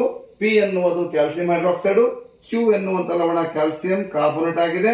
ಆ ಕ್ಯಾಲ್ಸಿಯಂ ಕಾರ್ಬೋನೇಟ್ ಅನ್ನ ಕಾಯಿಸಿದಾಗ ಪುನಃ ಕ್ಯಾಲ್ಸಿಯಂ ಆಕ್ಸೈಡ್ ಮತ್ತು ಕಾರ್ಬನ್ ಡೈಆಕ್ಸೈಡ್ ಉಂಟಾಗ್ತದೆ. ನಾವು ಇನ್ನೂ ಸ್ಪಷ್ಟವಾಗಿ ಹೇಳ್ಬೇಕಂದ್ರೆ ಇದೊಂದು ಸಂಯೋಗ ಕ್ರಿಯೆ ಇದ್ದಾಗ, ಇದು ಸಂಯೋಗ ಕ್ರಿಯೆಗೆ ಉದಾಹರಣೆಯಾಗಿದೆ. ಏಕೆಂದ್ರೆ ಯಾವ ಕ್ರಿಯೆಯಲ್ಲಿ ಪ್ರತಿವರ್ತಕ 2ಕ್ಕಿಂತ ಹೆಚ್ಚಾಗಿದ್ದು ಉತ್ಪನ್ನ ಒಂದೇ ಆಗಿದ್ದರೆ ಅಂತಹ ಕ್ರಿಯೆಗೆ ಸಂಯೋಗ ಕ್ರಿಯೆ ಅಂತ ಕರಿತೀವಿ. ಹಾಗೆಯೇ ಇಲ್ಲಿ ಇದೊಂದು ವಿಭಜನೆ ಕ್ರಿಯೆಯಾಗಿದೆ. ವಿಭಜನೆ ಕ್ರಿಯೆ ಯಾಕಂದ್ರೆ ಯಾವ ಒಂದು ರಾಸಾಯನಿಕ ಕ್ರಿಯೆಯಲ್ಲಿ ಪ್ರತಿವರ್ತಕ ಒಂದೇ ಆಗಿದ್ದು ಉತ್ಪನ್ನಗಳು 2 ಅಥವಾ 2ಕ್ಕಿಂತ ಹೆಚ್ಚಾಗಿದ್ದನ್ನ ವಿಭಜನೆ ಕ್ರಿಯೆ ಅಂತ ಕರಿತೀವಿ. ಈ ರೀತಿಯಾಗಿ ಇದು ವಿಭಜನೆ ಕ್ರಿಯೆ ಆಗಿದೆ, ಇದು ಸಂಯೋಗ ಕ್ರಿಯೆ ಆಗಿದೆ. ಹಾಗಾಗಿ ಇಲ್ಲಿ ಒಟ್ಟಾರೆಯಾಗಿ ಮಗು ಸ್ಪಷ್ಟವಾಗಿ ನೋಡಬೇಕು, ತಾನು ಅದನ್ನ ತನ್ನ ಒಂದೇನಪ್ಪ ಅಂದ್ರೆ ಜ್ಞಾನಕ್ಕೆ ಅನ್ವಯಿಸ್ಕೊಂಡ್ಬಿಟ್ಟು ಉತ್ತರವನ್ನ ಬರಿಬೇಕಾಗ್ತದೆ. ಈ ರೀತಿ ಉತ್ತರವನ್ನು ಬರೆದ್ರೆ ಇದಕ್ಕೆ 2 ಅಂಕ ಇರ್ತದ, 2 ಅಂಕ. ಈ ರೀತಿಯಾಗಿ ಮಗು ಉತ್ತರವನ್ನ ಬರಿಬೇಕಾಗ್ತದೆ. ಇಷ್ಟು ಏನಪ್ಪಾ ಅಂದ್ರೆ 22ನೇ ಪ್ರಶ್ನೆಗೆ ಉತ್ತರವಾಗಿದೆ. ಇನ್ನ ಮುಂದಿನ ಪ್ರಶ್ನೆ ನೋಡ್ತಾ ಹೋದ್ರೆ 23ನೇ ಪ್ರಶ್ನೆ ಏನಾಗಿದೆಪ್ಪ ಅಂದ್ರೆ, ಸಾರಯುಕ್ತ ಸಲ್ಫರಿಕ್ ಆಮ್ಲದೊಂದಿಗೆ ಸತುವಿನ ಚೂರುಗಳ ವರ್ತನೆ ಮತ್ತು ಉರಿಸುವಿಕೆ ಮೂಲಕ ಹೈಡ್ರೋಜನ್ ಅನಿಲದ ಪರೀಕ್ಷೆಯನ್ನ ತೋರಿಸುವ ಪ್ರಯೋಗದ ಉಪಕರಣಗಳ ಜೋಡಣೆಯ ಚಿತ್ರವನ್ನ ಬರೆಯಿರಿ ಅಂತ ಇದೆ. ಸಾಮಾನ್ಯವಾಗಿ ಇದು ಫಿಕ್ಸ್ ಚಿತ್ರ ಆಗಿತ್ತು, ಆಲ್ಮೋಸ್ಟ್ ಎಲ್ಲಾ ವಿದ್ಯಾರ್ಥಿಗಳು ಬಿಡಿಸಿರ್ತಾರೆ. ಇದೊಂದು ಏನಪ್ಪಾ ಅಂದ್ರೆ ಆಧಾರ ಸ್ತಂಭ ಅಂತ ತಿಳ್ಕೊಳ್ಬೇಕು. ಆಧಾರ ಸ್ತಂಭ, ಈ ಆಧಾರ ಸ್ತಂಭಕ್ಕೆ ಒಂದು ಪ್ರಣಾಳವನ್ನ ಜೋಡಿಸ್ಕೊಳ್ಳೋಣ. ಇದು ಪ್ರಣಾಳ. ಈ ಪ್ರಣಾಳಕ್ಕೆ ಒಂದು ರಬ್ಬರ್ ಬಿರಡೆ, ಆ ರಬ್ಬರ್ ಬಿರಡೆಗೆ ಒಂದು ನಿರ್ಗಮನಾಳವನ್ನ ಹಾಕೋಣ.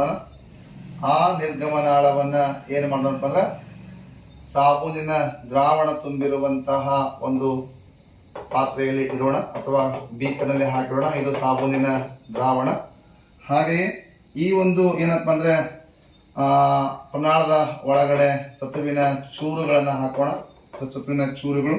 ಹಾಗೆಯೇ ಅದಕ್ಕೆ ಸಲ್ಫರಿಕ್ ಆಮ್ಲವನ್ನ ಹಾಕೋಣ, ಸಲ್ಫರಿಕ್ ಆಮ್ಲವನ್ನ ಬರೆಯೋಣ. ಇದು ಆಧಾರ ಸ್ತಂಭ, ಆಧಾರ ಸ್ತಂಭವಾಗಿದೆ. ಹಾಗೆಯೇ ಇದು ಪ್ರಣಾಳ. ಆ ಪ್ರಣಾಳದ ಒಳಭಾಗದಲ್ಲಿ ಏನಿದೆ, ಸಲ್ಫರಿಕ್ ಆಮ್ಲ ಇದೆ. ಸಲ್ಫರಿಕ್ ಆಮ್ಲ ಪ್ಲಸ್ ಸತುವಿನ ಚೂರುಗಳಿದಾವೆ, ಸತುವಿನ ಚೂರು ಇದೆ. ಹಾಗೆಯೇ ಇದು ರಬ್ಬರ್ ಬಿರಡೆಯಾಗಿದೆ, ರಬ್ಬರ್ ಬಿರಡೆಯಾಗಿದೆ. ಹಾಗೆಯೇ ಇದು ನಿರ್ಗಮ ನಾಳವಾಗಿದೆ, ನಿರ್ಗಮ ನಾಳವಾಗಿದೆ. ಇಲ್ಲಿ ಹೈಡ್ರೋಜನ್ ಬರ್ತಾ ಇದೆ. ಇವೆಲ್ಲವೂ ಹೈಡ್ರೋಜನ್ ಗುಳ್ಳೆಗಳಾಗಿದ್ದಾವೆ. ಈ ಹೈಡ್ರೋಜನ್ ಗುಳ್ಳೆಗಳ ಪಕ್ಕದಲ್ಲಿ ಹೈಡ್ರೋಜನ್ ಗುಳ್ಳೆಗಳು, ಏಕೆಂದರೆ ಆಮ್ಲಗಳು ಲೋಹಗಳೊಂದಿಗೆ ವರ್ತಿಸಿದಾಗ ಹೈಡ್ರೋಜನ್ ಅನಿಲವನ್ನ ಉತ್ಪತ್ತಿ ಮಾಡ್ತವೆ. ಹಾಗಾಗಿ ಇವು ಹೈಡ್ರೋಜನ್ ಗುಳ್ಳೆಗಳು. ಈ ಗುಳ್ಳೆಯ ಪಕ್ಕದಲ್ಲಿ ಒಂದು ಉರಿಯುತ್ತಿರುವ ಮೇಣದ ಬತ್ತಿ ಅಂತಂದಾಗ, ಒಂದು ಉರಿಯುತ್ತಿರುವ ಮೇಣದ ಬತ್ತಿ ಅಂತಂದಾಗ ಪಾಪ್ ಎನ್ನುವ ಪಾಪ್ ಎಂಬ ಶಬ್ದದೊಂದಿಗೆ ಉರಿಯುತ್ತಿರುವ ಶಬ್ದದೊಂದಿಗೆ ಉರಿಯುತ್ತಿರುವ ಹೈಡ್ರೋಜನ್ ಗುಳ್ಳೆಗಳು, ಹೈಡ್ರೋಜನ್ ಗುಳ್ಳೆಗಳು. ಇಷ್ಟು ಭಾಗ ಇದಾವೆ. ಅವರು ಕೇಳುವ ಭಾಗ ಯಾವಪ್ಪ ಅಂದ್ರೆ ಸತುವಿನ ಚೂರುಗಳು ಅಂದ್ರೆ ಇಲ್ಲಿದಾವೆ. ಸತುವಿನ ಚೂರಿನ ಭಾಗವನ್ನ ನಾವು ಉಳಿಸಬೇಕು. ಇದು ಮಾರ್ಕ್ ಇವುಗಳು ಸತುವಿನ ಚೂರುಗಳಾಗಿರ್ತಾವೆ, ಒಂದನೇ ಭಾಗ. ಹಾಗೆಯೇ ಎರಡನೇ ಭಾಗ ನಿರ್ಗಮ ನಾಳ. ಈ 2 ಭಾಗ ಕೇಳ್ತಾರೆ.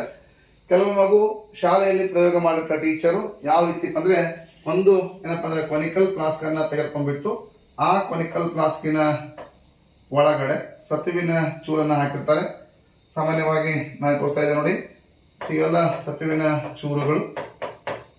ಈ ಸತುವಿನ ಚೂರಕ್ಕೆ ಏನ್ ಮಾಡ್ತಾರಪ್ಪ ಅಂದ್ರೆ ಸಲ್ಫರಿಕ್ ಆಮ್ಲವನ್ನ ಹಾಕಿ ಅದಕ್ಕೊಂದು ರಬ್ಬರ್ ಕಾರ್ಕ್ ಅನ್ನ ಹಾಕಿ ಒಂದು ನಿರ್ಗಮ ನಾಳವನ್ನ ತೆಗೆದುಕೊಂಡ್ಬಿಟ್ಟು ಆ ನಿರ್ಗಮ ನಾಳವನ್ನ ಏನ್ ಮಾಡಿದಾರಪ್ಪ ಅಂದ್ರೆ ಒಂದು ನೀರು ತುಂಬಿರುವಂತಹ ಸಾಬೂನಿನ ದ್ರಾವಣ ತುಂಬಿರುವಂತಹ ಬೀಕರ್ನಾಗ ಇಟ್ಟಿರ್ತಾರೆ. ಈ ರೀತಿ ಪ್ರಯೋಗ ಮಾಡಿಬಿಟ್ಟು ಇಲ್ಲಿ ಏನಂತಂದ್ರೆ ಗುಳ್ಳೆಗಳು ಬರ್ತಾ ಇದ್ದಾವೆ. ಮಗು ಕೆಲವೊಮ್ಮೆ ಚಿತ್ರವನ್ನ ಹೀಗೆ ಬಿಡಿಸಿರಬಹುದು.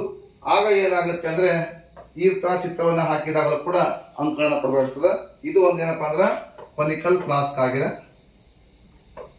Conical flask. ಈ ಕೊನಿಕಲ್ ಫ್ಲಾಸ್ಕಿನ ಒಳಭಾಗದಲ್ಲಿದ್ದಾವೆ ಸತುವಿನ ಚೂರುಗಳಿದಾವೆ. ಇವು ಸತುವಿನ ಚೂರುಗಳು, ಸತು ಇದೆ. ಮತ್ತೆ ಇದೆಲ್ಲ ಏನಪ್ಪಾ ಅಂದ್ರೆ ಸಲ್ಫರಿಕ್ ಆಮ್ಲವಾಗಿದೆ, H2SO4 ಆಗಿದೆ. ಹಾಗೆಯೇ ರಬ್ಬರ್ ಬಿರಡೆ ಇದೆ, ಹಾಗೆಯೇ ಇದು ನಿರ್ಗಮ ನಾಳವಾಗಿದೆ, ನಿರ್ಗಮ ನಾಳ. ಇವೆಲ್ಲವೂ ಬರುತ್ತಿರುವಂತಹ ಹೈಡ್ರೋಜನ್ ಗುಳ್ಳೆಗಳಾಗ್ಯಾವ. ಈ ಗುಳ್ಳೆಯ ಪಕ್ಕದಲ್ಲಿ ಒಂದು ಉರಿಯುತ್ತಿರುವ ಮೇಣದ ಬತ್ತಿಯನ್ನ ತೆಗೆದುಕೊಂಡು ಬಂದಾಗ ಪಾಪ್ ಎಂಬ ಶಬ್ದ ಉಂಟಾಗ್ತದೆ. ಹಾಗೆ ಸಾಮಾನ್ಯವಾಗಿ ಈ ರೀತಿ ಚಿತ್ರವನ್ನು ಕೇಳುವಾಗ ನೀವು ಕೇಳುವಂತಹ ಭಾಗಗಳು ಸಾಮಾನ್ಯವಾಗಿ ನಿರ್ಗಮನ ಇರಲಿ, ಸಾಬೂನಿನ ದ್ರಾವಣ ಇರಲಿ, ರಬ್ಬರ್ ಬೆರಡೆ ಇರಲಿ, ಹೈಡ್ರೋಜನ್ ಗುಳ್ಳೆಗಳಿರಲಿ, ಹಾಗೆಯೇ ಏನಪ್ಪ ಅಂದ್ರೆ ಸತು ಇರಲಿ, ಸಲ್ಫರಿಕ್ ಆಮ್ಲ ಇರಲಿ, ಅದರ ಕೊನಿಕಲ್ ಫ್ಲಾಸ್ಕ್ ಎನ್ನುವಂತ ಭಾಗವನ್ನ ಕೇಳೋದಾದ್ರೆ ಇಲ್ಲಿ ಟೆಸ್ಟ್ ಟ್ಯೂಬ್ ಅನ್ನ ಕೇಳುವಂತ ಭಾಗ ಕೇಳಲಿಕ್ಕೆ ಹೋಗಬೇಡಿ. ಕಾರಣ ಮಗು ಈ ತರ ಚಿತ್ರವನ್ನು ಬಿಡಿಸಬಹುದು. ಅಥವಾ ಏನಪ್ಪಾ ಅಂದ್ರೆ ಆಧಾರ ಸ್ತಂಭವನ್ನು ಕೂಡ ಕೇಳಲಿಕ್ಕೆ ಹೋಗಬೇಡಿ. ಇಲ್ಲಿ ಆಧಾರ ಸ್ತಂಭ ಇಲ್ಲದೇನೆ ಕೂಡ ನಾವು ಪ್ರಯೋಗವನ್ನ ಮಾಡಿ ತೋರಿಸಬಹುದು. ಹಾಗಾಗಿ ಈ ತರ ಚಿತ್ರವನ್ನು ಹಾಕಿದ್ರು ಕೂಡ ನಾವು ಮಗುವಿಗೆ 3 ಅಂಕಗಳನ್ನ ಕೊಟ್ರೆ ತಪ್ಪೇನಿಲ್ಲ ಎನ್ನುವಂತಹ ಒಂದು ಅಭಿಪ್ರಾಯ ಅನ್ನೋದು. ಈ ರೀತಿಯಾಗಿ ಮಗು ಆಲ್ಮೋಸ್ಟ್ 99% ಮಕ್ಕಳು ಇದನ್ನೇ ಹಾಕ್ತಾರೆ, ತಪ್ಪೇನಿಲ್ಲ. ಆದ್ರೆ ಕೆಲವೊಂದಿಷ್ಟು ಜಾಣ ಮಕ್ಕಳು ಕೂಡ ಈ ಸಿಂಪಲ್ ಆಗಿ ಟೈಮ್ ಮುಗಿಸ್ಲಿಕ್ಕೆ ಈ ರೀತಿ ಚಿತ್ರ ಹಾಕಿದ್ರು ಕೂಡ ನಾವು 3 ಅಂಕಗಳನ್ನ ಕೊಡಬೇಕಾಗ್ತದೆ. ಇಷ್ಟು ಏನಪ್ಪಾ ಅಂದ್ರೆ 23ನೆಯ ಪ್ರಶ್ನೆಗೆ ಸರಿಯಾದ ಉತ್ತರವಾಗಿದೆ. ಇನ್ನ ಮುಂದಿನ ಪ್ರಶ್ನೆ ನೋಡ್ತಾ ಹೋಗೋಣ.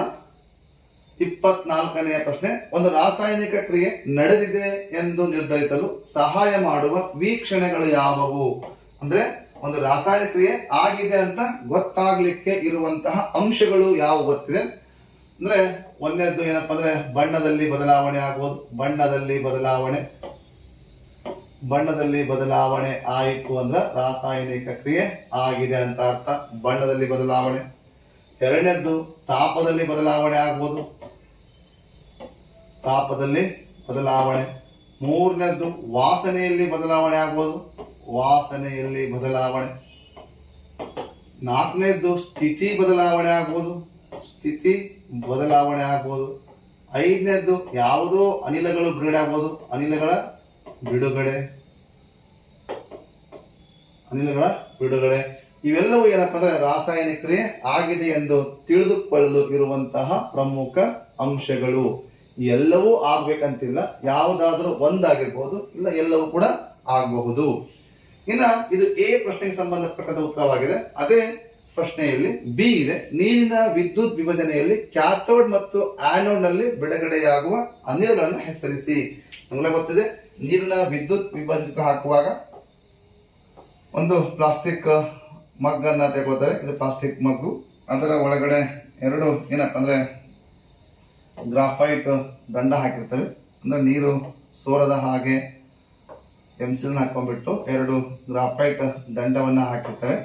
ಆ ಗ್ರಾಫೈಟ್ ದಂಡಕ್ಕೆ ತಲೆ ಕೆಳಗಾಗಿತ್ತು, ಬಾಯನ್ನ ಕೆಳಗೆ ಮಾಡಿ 2 ಪ್ರನಾಳಗಳನ್ನ ಹಾಕಿರ್ತೇವೆ. ಆ ಪ್ರನಾಳನ ಹಾಕುವಾಗಲೂ ಕೂಡ ನೀರನ್ನ ತುಂಬಿ ಹಾಕಬೇಕಾಗ್ತದೆ. ಇನ್ನು ಇದೆಲ್ಲವೂ ಏನಪ್ಪಾ ಅಂದ್ರೆ ನೀರಾಗಿದೆ. ಓಕೆ, ಇನ್ನು ಒಂದು ಗ್ರಾಫೈಟ್ ಅನ್ನ ಬ್ಯಾಟರಿಯ ಪ್ಲಸ್ ಕೊಡ್ತೇವೆ. ಯಾವುದನ್ನ ಪ್ಲಸ್ಗೆ ಕೊಡ್ತಾವಲ್ಲ ಅದು ಧನಾಗ್ರಹ ಆಗಿರ್ತದ, ಯಾವುದನ್ನ ಮೈನಸ್ಗೆ ಕೊಡ್ತಾವಲ್ಲ ಅದು ಏನಾಗಿರ್ತದ ಋಣಾಗ್ರಹ ಆಗಿರ್ತದ. ಇದು ಋಣಾಗ್ರಹವಾಗಿದೆ. ಇಲ್ಲಿ ನೀರದ, ಇದು ಪ್ಲಾಸ್ಟಿಕ್ ಮಗ್ಗು ಅಥವಾ ಪ್ಲಾಸ್ಟಿಕ್ ಚಂಬು ಅಥವಾ ಅನ್ಬೋದು ಪ್ಲಾಸ್ಟಿಕ್ ಮಗ್ಗು. ಇನ್ನು ಇಲ್ಲಿ ಸೋರದ ಹಾಗೆ ಏನ್ ಮಾಡಿದಪ್ಪ ಅಂದ್ರೆ ಎನ್ಸಿಲ್ ಅನ್ನ ಹಚ್ಚಿರ್ತೇವೆ. ಅಂದ್ರೆ ಯಾವುದೇ ರೀತಿ ನೀರು ಕೆಳಗಡೆ ಸೋರದ ಹಾಗೆ. ಇಲ್ಲಿ 6 ವೋಲ್ಟ್ ಅಥವಾ 9 ವೋಲ್ಟ್ ಬ್ಯಾಟ್ರಿಯನ್ನ ಜೋಡ್ಕೊಂಡಿದ್ದೇವೆ. ಇದು ಬ್ಯಾಟ್ರಿ. ಹಾಗೆ ಇದೊಂದು ಒತ್ತು ಗುಂಡಿ ಕೂಡ ಇದೆ. ಇದು ಒತ್ತು ಗುಂಡಿ, ಕರೆಂಟ್ ಹೀಗೆ ಹೋಗ್ತಾ ಇದೆ, ಅದನ್ನ ಬೇಡ. ಹಾಗಾದ್ರೆ ಇಲ್ಲಿ ಏನಾಗುತ್ತೆ ಅಂದ್ರೆ, ಯಾವಾಗ ನೀರಿಗೆ ವಿದ್ಯುತ್ ಶಕ್ತಿಯನ್ನ ಹಾಯಿಸಿದಾಗ ನಮ್ಗೆ ಗೊತ್ತಿದೆ ಆ ನೀರು ವಿಭಜನೆ ಗೊತ್ತದ 2H2O ಇದ್ದಿದ್ದು ಅದು ವಿಭಜನೆಗೊಂಡು 2H2 ಪ್ಲಸ್ O2 ಅಂದ್ರೆ ಇದು ದ್ರವ ಇರ್ತದ, ಲಿಕ್ವಿಡ್ ಇರ್ತದ, ಅದು ಗ್ಯಾಸಿಯಸ್ ಆಗಿ ಅಥವಾ ಗ್ಯಾಸ್ ಆಗಿ ಪರಿವರ್ತನೆ ಆಗ್ತದ. ಅವ್ರ ಪ್ರಶ್ನೆ ಏನಪ್ಪಾ ಅಂದ್ರೆ, ಈ ಒಂದು ನೀರಿನ ವಿದ್ಯುತ್ ವಿಭಜನೆಯಲ್ಲಿ ಬಿಡುಗಡೆಯಾಗುವಂತಹ ಹೈಡ್ರೋಜನ್ ಮತ್ತು ಆಕ್ಸಿಜನ್ ಯಾವ ಒಂದು ವಿದ್ಯುತ್ ಹೋಗಿ ಸಂಗ್ರಹವಾಗ್ತದ. ನಾನು ಆಗ್ಲೇ ಹೇಳಿದೆ, ಹೈಡ್ರೋಜನ್ ಒಂದು ಧನ ಅಯಾನು ಆಗಿರುವುದರಿಂದ ಅದು ಋಣಾಗ್ರಹದ ಕಡೆಗೆ ಕಳಿಸ್ತದ. ಹಾಗಾಗಿ ಈ ಋಣಾಗ್ರಹಕ್ಕೆ ಇಂಗ್ಲಿಷ್ನಾಗ ಕ್ಯಾಥೋಡ್ ಅಂತ ಕರಿತೀವಿ. ಹಾಗಾಗಿ ಇಲ್ಲಿ ಏನ್ ಬರೀಬೇಕು, ಕ್ಯಾಥೋಡ್ ನಲ್ಲಿ ಸಂಗ್ರಹವಾಗುವಂತಹ ಅನಿಲ ಯಾವುದು ಅಂತಂದ್ರೆ ಅದು ಹೈಡ್ರೋಜನ್ ಅನಿಲ ಸಂಗ್ರಹವಾಗ್ತದ. ಬರೀಬೇಕು, ಕ್ಯಾಥೋಡ್ ನಲ್ಲಿ ಸಂಗ್ರಹವಾಗುವಂತಹ ಅನಿಲ ಹೈಡ್ರೋಜನ್ ಆಗಿದೆ. ಹಾಗೆಯೇ ಆನೋಡ್ ನಲ್ಲಿ ಸಂಗ್ರಹವಾಗುವಂತ ಈ ಧನಾಗ್ರಹವನ್ನ ಇಂಗ್ಲಿಷ್ನ್ಯಾಗ ಆನೋಡ್ ಅಂತ ಕರಿತೀವಿ.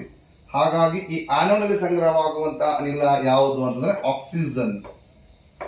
ಆಕ್ಸಿಜನ್ ಅನಿಲ ಆನೋಡ್ ನಲ್ಲಿ, ಹೈಡ್ರೋಜನ್ ಅನಿಲ ಇಲ್ಲಪ್ಪ ಅಂದ್ರೆ ಕ್ಯಾಥೋಡ್ ನಲ್ಲಿ ಸಂಗ್ರಹವಾಗ್ತದೆ ಅಂತ ಹೇಳಿ ನಾವು ಮಗುವು ಈ ರೀತಿಯಾಗಿ ಉತ್ತರವನ್ನ ಬರೆದ್ರೆ ಇಷ್ಟೆಲ್ಲ ಬೇಕಾಗಿಲ್ಲ. ನಾನು ಸುಮ್ಮನೆ ಎಷ್ಟು ವೇಳೆ ಕೊಟ್ಟೆ. ಏನ್ ಬರೀಬೇಕಾಗಿತ್ತು ಅಂದ್ರೆ ಆಕ್ಸಿಜನ್ ಆನೋಡ್ ನಲ್ಲಿ, ಹೈಡ್ರೋಜನ್ ಕ್ಯಾಥೋಡ್ ನಲ್ಲಿ ಸಂಗ್ರಹವಾಗುತ್ತೆ ಅಂದ್ರೆ ಇಲ್ಲಿ 3 ಅಂಕಗಳು ಅಂದ್ರೆ 2 ಅಂಕ ಇದಕ್ಕಿದೆ, 1 ಅಂಕ ಇದಕ್ಕಿದೆ, ಒಟ್ಟು ಟೋಟಲ್ ಆಗಿ 3 ಅಂಕ ಬರ್ತದೆ. ಈ ರೀತಿಯಾಗಿ ನಾವು ಮಗುವಿಗೆ ಉತ್ತರವನ್ನ ಬರಲಿಕ್ಕೆ ಹೇಳಬೇಕಾಗ್ತದ. ಇನ್ನ 25ನೆಯ ಪ್ರಶ್ನೆ ಹೇಳಿದೆ ನೋಡಿ. 20 ಪ್ರಶ್ನೆ, ಜೇನು ನೊಣವು ಕುಟುಕಿದಾಗ ಅಥವಾ ಕಚ್ಚಿದಾಗ ಕುಟುಕಿದ ಭಾಗಗಳಿಗೆ ಅಥವಾ ಕಚ್ಚಿದ ಭಾಗಗಳಿಗೆ ಅಡಿಗೆ ಸೋಡಾದ ಲೇಪನವು ತತ್ಕ್ಷಣದ ಪರಿಹಾರವಾಗಿದೆ, ಹೇಗೆ ವಿವರಿಸಿ ಅಂತ ಕೇಳಿದ್ದಾರೆ. ಸಾಮಾನ್ಯವಾಗಿ ಇಂತಹ ಒಂದು ಪ್ರಶ್ನೆಯನ್ನ 3 ಮಾರ್ಕ್ಸಿಗೆ ಕೇಳಿದ್ದು ಸರಿನೋ ತಪ್ಪ ಗೊತ್ತಿಲ್ಲ, ಅದು ಕೇಳಿದ್ದಾರೆ. ಜೇನು ನೊಣವು ಕುಟುಕಿದ ಭಾಗಗಳಿಗೆ ಅಡಿಗೆ ಸೋಡಾದ ಲೇಪನವು ತತ್ಕ್ಷಣದ ಪರಿಹಾರವಾಗಿದೆ. ಹೇಗೆ? ಒಂದನೇದು, ಜೇನು ಹುಳ ಕಚ್ಚಿದಾಗ ಅಥವಾ ಜೇನು ಹುಳ ಕುಟುಕಿದಾಗ ಅದು ಮೆಥನೋಯಿಕ್ ಎನ್ನುವ ಅಥವಾ ಫಾರ್ಮಿಕ್ ಮೆಥನೋಯಿಕ್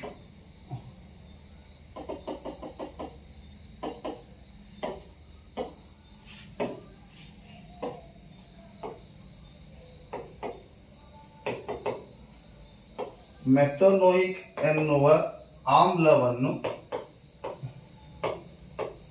ಚರ್ಮಕ್ಕೆ ಬಿಡುತ್ತದೆ.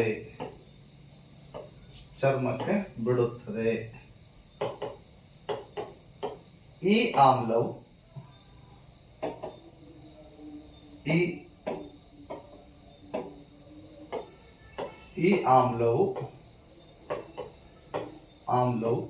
ಚರ್ಮದಲ್ಲಿ ತುರಿಕೆಗೆ ಹಾಗೂ ಉರಿಯೂತಕ್ಕೆ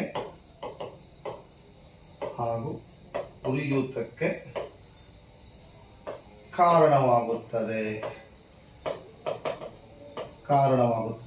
ಈ ಸಂದರ್ಭದಲ್ಲಿ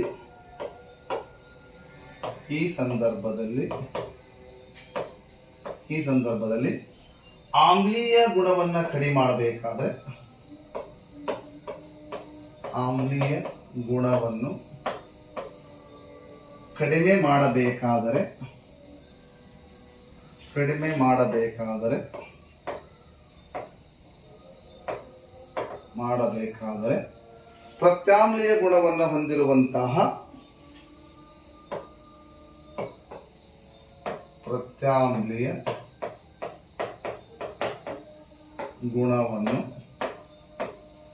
ಹೊಂದಿರುವಂತಹ ಅಡಿಗೆ ಸೋಡಾವನ್ನು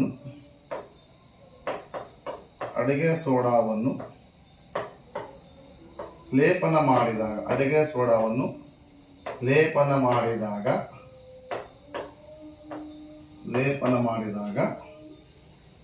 ಮಾಡಿದಾಗ ಆ ಆಮ್ಲವು ತಟಸ್ಥಗೊಳ್ಳುತ್ತದೆ. ಆ ಆಮ್ಲವು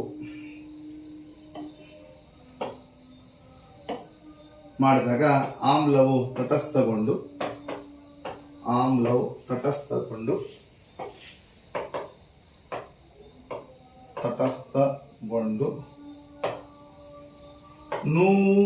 ನೋವು ಅಥವಾ ಉರಿಯೂತ ಅಥವಾ ತುರಿಕೆ ಕಡಿಮೆಯಾಗುತ್ತದೆ.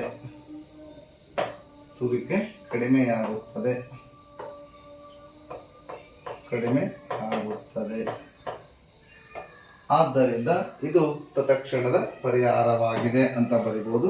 ಒಂದು ವೇಳೆ ನಮ್ಮ ಕಡೆ ಅಡಿಗೆ ಸೋಡಾ ಇಲ್ಲ ಅಂತಂದ್ರೂ ಕೂಡ ಕೆಲವೊಮ್ಮೆ ಹಳ್ಳಿಗಳಲ್ಲಿ ಈ ಜೇನು ಹುಳ ಕಚ್ಚಿದಾಗ ಏನ್ ಮಾಡ್ತಾರಪ್ಪ ಅಂದ್ರೆ ಈ ಎಲೆ ಅಡಿಕೆಯನ್ನ ಮತ್ತು ಸುಣ್ಣವನ್ನು ಕೂಡ ಮಿಕ್ಸ್ ಮಾಡಿ ಹಚ್ತಾರೆ. ಅದು ಸೇಮ್ ಪ್ರೊಸೆಸ್. ಏನಾಗ್ತದೆ ಅಂದ್ರೆ ಆ ಸುಣ್ಣ ಮತ್ತು ಎಲೆ ಇದೆಯಲ್ಲ ಅದೆರಡು ಮಿಕ್ಸ್ ಮಾಡಿದಾಗ ಅದು ಪ್ರತ್ಯಾಮ್ಲೀಯ ಗುಣ ಹೊಂದಿರ್ತದೆ. ಈ ರೀತಿಯಾಗಿ ಪ್ರತ್ಯಾಮ್ಲೀಯ ಗುಣವನ್ನು ಹೊಂದಿರುವಂತಹ ಈ ಭಾಗಕ್ಕೆ, ಕಚ್ಚಿದ ಭಾಗಕ್ಕೆ ಈ ಒಂದು ಏನಪ್ಪಾ ಅಂದ್ರೆ ಲೇಪನವನ್ನ ಮಾಡಿದಾಗ ಉರಿಯೂತ ಅಥವಾ ನೋವು ಅಥವಾ ತುರಿಕೆ ಕಡಿಮೆ ಆಗ್ತದೆ ಅಂತೇಳಿ ಮಗು ಈ ರೀತಿಯಾಗಿ ಪ್ರಶ್ನೆಗೆ ಉತ್ತರವನ್ನ ಬರಿಬೇಕಾಗ್ತದೆ. ಇಷ್ಟು ಏನಪ್ಪಾ ಅಂದ್ರೆ ಇದು 25ನೇ ಪ್ರಶ್ನೆಗೆ ಉತ್ತರವಾಗಿದೆ. ಇನ್ನ ಇದೇ ಪ್ರಶ್ನೆಗೆ ಅಥವಾ ಕೂಡ ಇದೆ, ಅಥವಾ ಏನಿದೆ ನೋಡೋಣ. ಅಥವಾ ಪ್ರಶ್ನೆ ಕೂಡ ಇದೆ. ತುಂಬಾ ಸರಳವಿದೆ. ಒಬ್ಬ ವಿದ್ಯಾರ್ಥಿಯು ಎ ಬಿ ಸಿ ಡಿ ದ್ರಾವಣಗಳ pH ಅನ್ನು ಕ್ರಮವಾಗಿ, ಅಂದ್ರೆ ಇಲ್ಲಿ 4 ದ್ರಾವಣ ಇದಾವ, ಎ ಬಿ ಸಿ ಡಿ ಎನ್ನುವ 4 ದ್ರಾವಣ ಇದಾವೆ. ಇಲ್ಲಿ ಎ ದ್ರಾವಣದ pH ಮೌಲ್ಯ 12 ಇದೆ, ಬಿ ದ್ರಾವಣದ pH ಮೌಲ್ಯ 3 ಅದ, ಸಿ ದ್ರಾವಣದ pH ಮೌಲ್ಯ 6 ಅದ, ಡಿ ದ್ರಾವಣದ pH ಮೌಲ್ಯ 7 ಆಗಿದೆ. ಈ ದ್ರಾವಣಗಳ ಸ್ವಭಾವವನ್ನು ಊಹಿಸಿ ನಿಮ್ಮ ಉತ್ತರವನ್ನ ಸಮರ್ಥಿಸಿರಿ. ಹಾಗಾದ್ರೆ ಇಲ್ಲಿ ಎ ಎನ್ನುವಂತಹ ದ್ರಾವಣ ಪ್ರತ್ಯಾಮ್ಲೀಯವಾಗಿದೆ. ಎ ಎನ್ನುವ ದ್ರಾವಣ ಪ್ರತ್ಯಾಮ್ಲೀಯ ದ್ರಾವಣವಾಗಿದೆ. ಎ ಎನ್ನುವಂತ ದ್ರಾವಣ ಪ್ರತ್ಯಾಮ್ಲೀಯ ದ್ರಾವಣವಾಗಿದೆ. ಇದು ಪ್ರತ್ಯಾಮ್ಲೀಯ ದ್ರಾವಣ. ಯಾಕಂದ್ರೆ ಇದರ ಬರಿಬೇಕಿಲ್ಲ, ಇದೇ ಉತ್ತರವನ್ನ ಸಮರ್ಥಿಸಿ. ಅಂದ್ರೆ ಅದ್ಯಾಕೆ ಎ ಎಂಬ ದ್ರಾವಣವು ಪ್ರತ್ಯಾಮ್ಲೀಯವಾಗಿದೆ? ಕಾರಣ ಅದರ pH ಬೆಲೆ, ಅದರ pH ಮೌಲ್ಯವು 7ಕ್ಕಿಂತ ಹೆಚ್ಚಾಗಿದೆ.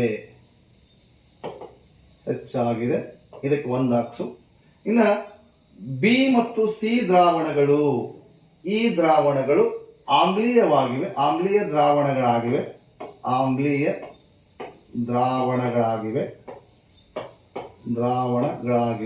ಕಾರಣ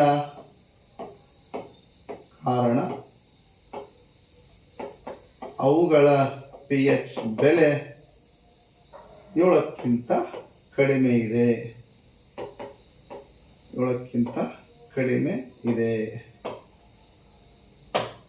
ಇನ್ನ ಡಿ ದ್ರಾವಣ ಇದೆಯಲ್ಲ, ಈ ಡಿ ದ್ರಾವಣವು ತಟಸ್ಥ ದ್ರಾವಣವಾಗಿದೆ. ಡಿ ದ್ರಾವಣ ಬರೀಬೇಕು. ಡಿ ದ್ರಾವಣವು ತಟಸ್ಥ ದ್ರಾವಣವಾಗಿದೆ. ಕಾರಣ ಅದರ pH ಬೆಲೆ, ಅದರ pH ಮೌಲ್ಯವು ಸರಿಯಾಗಿ 7 ಆಗಿದೆ.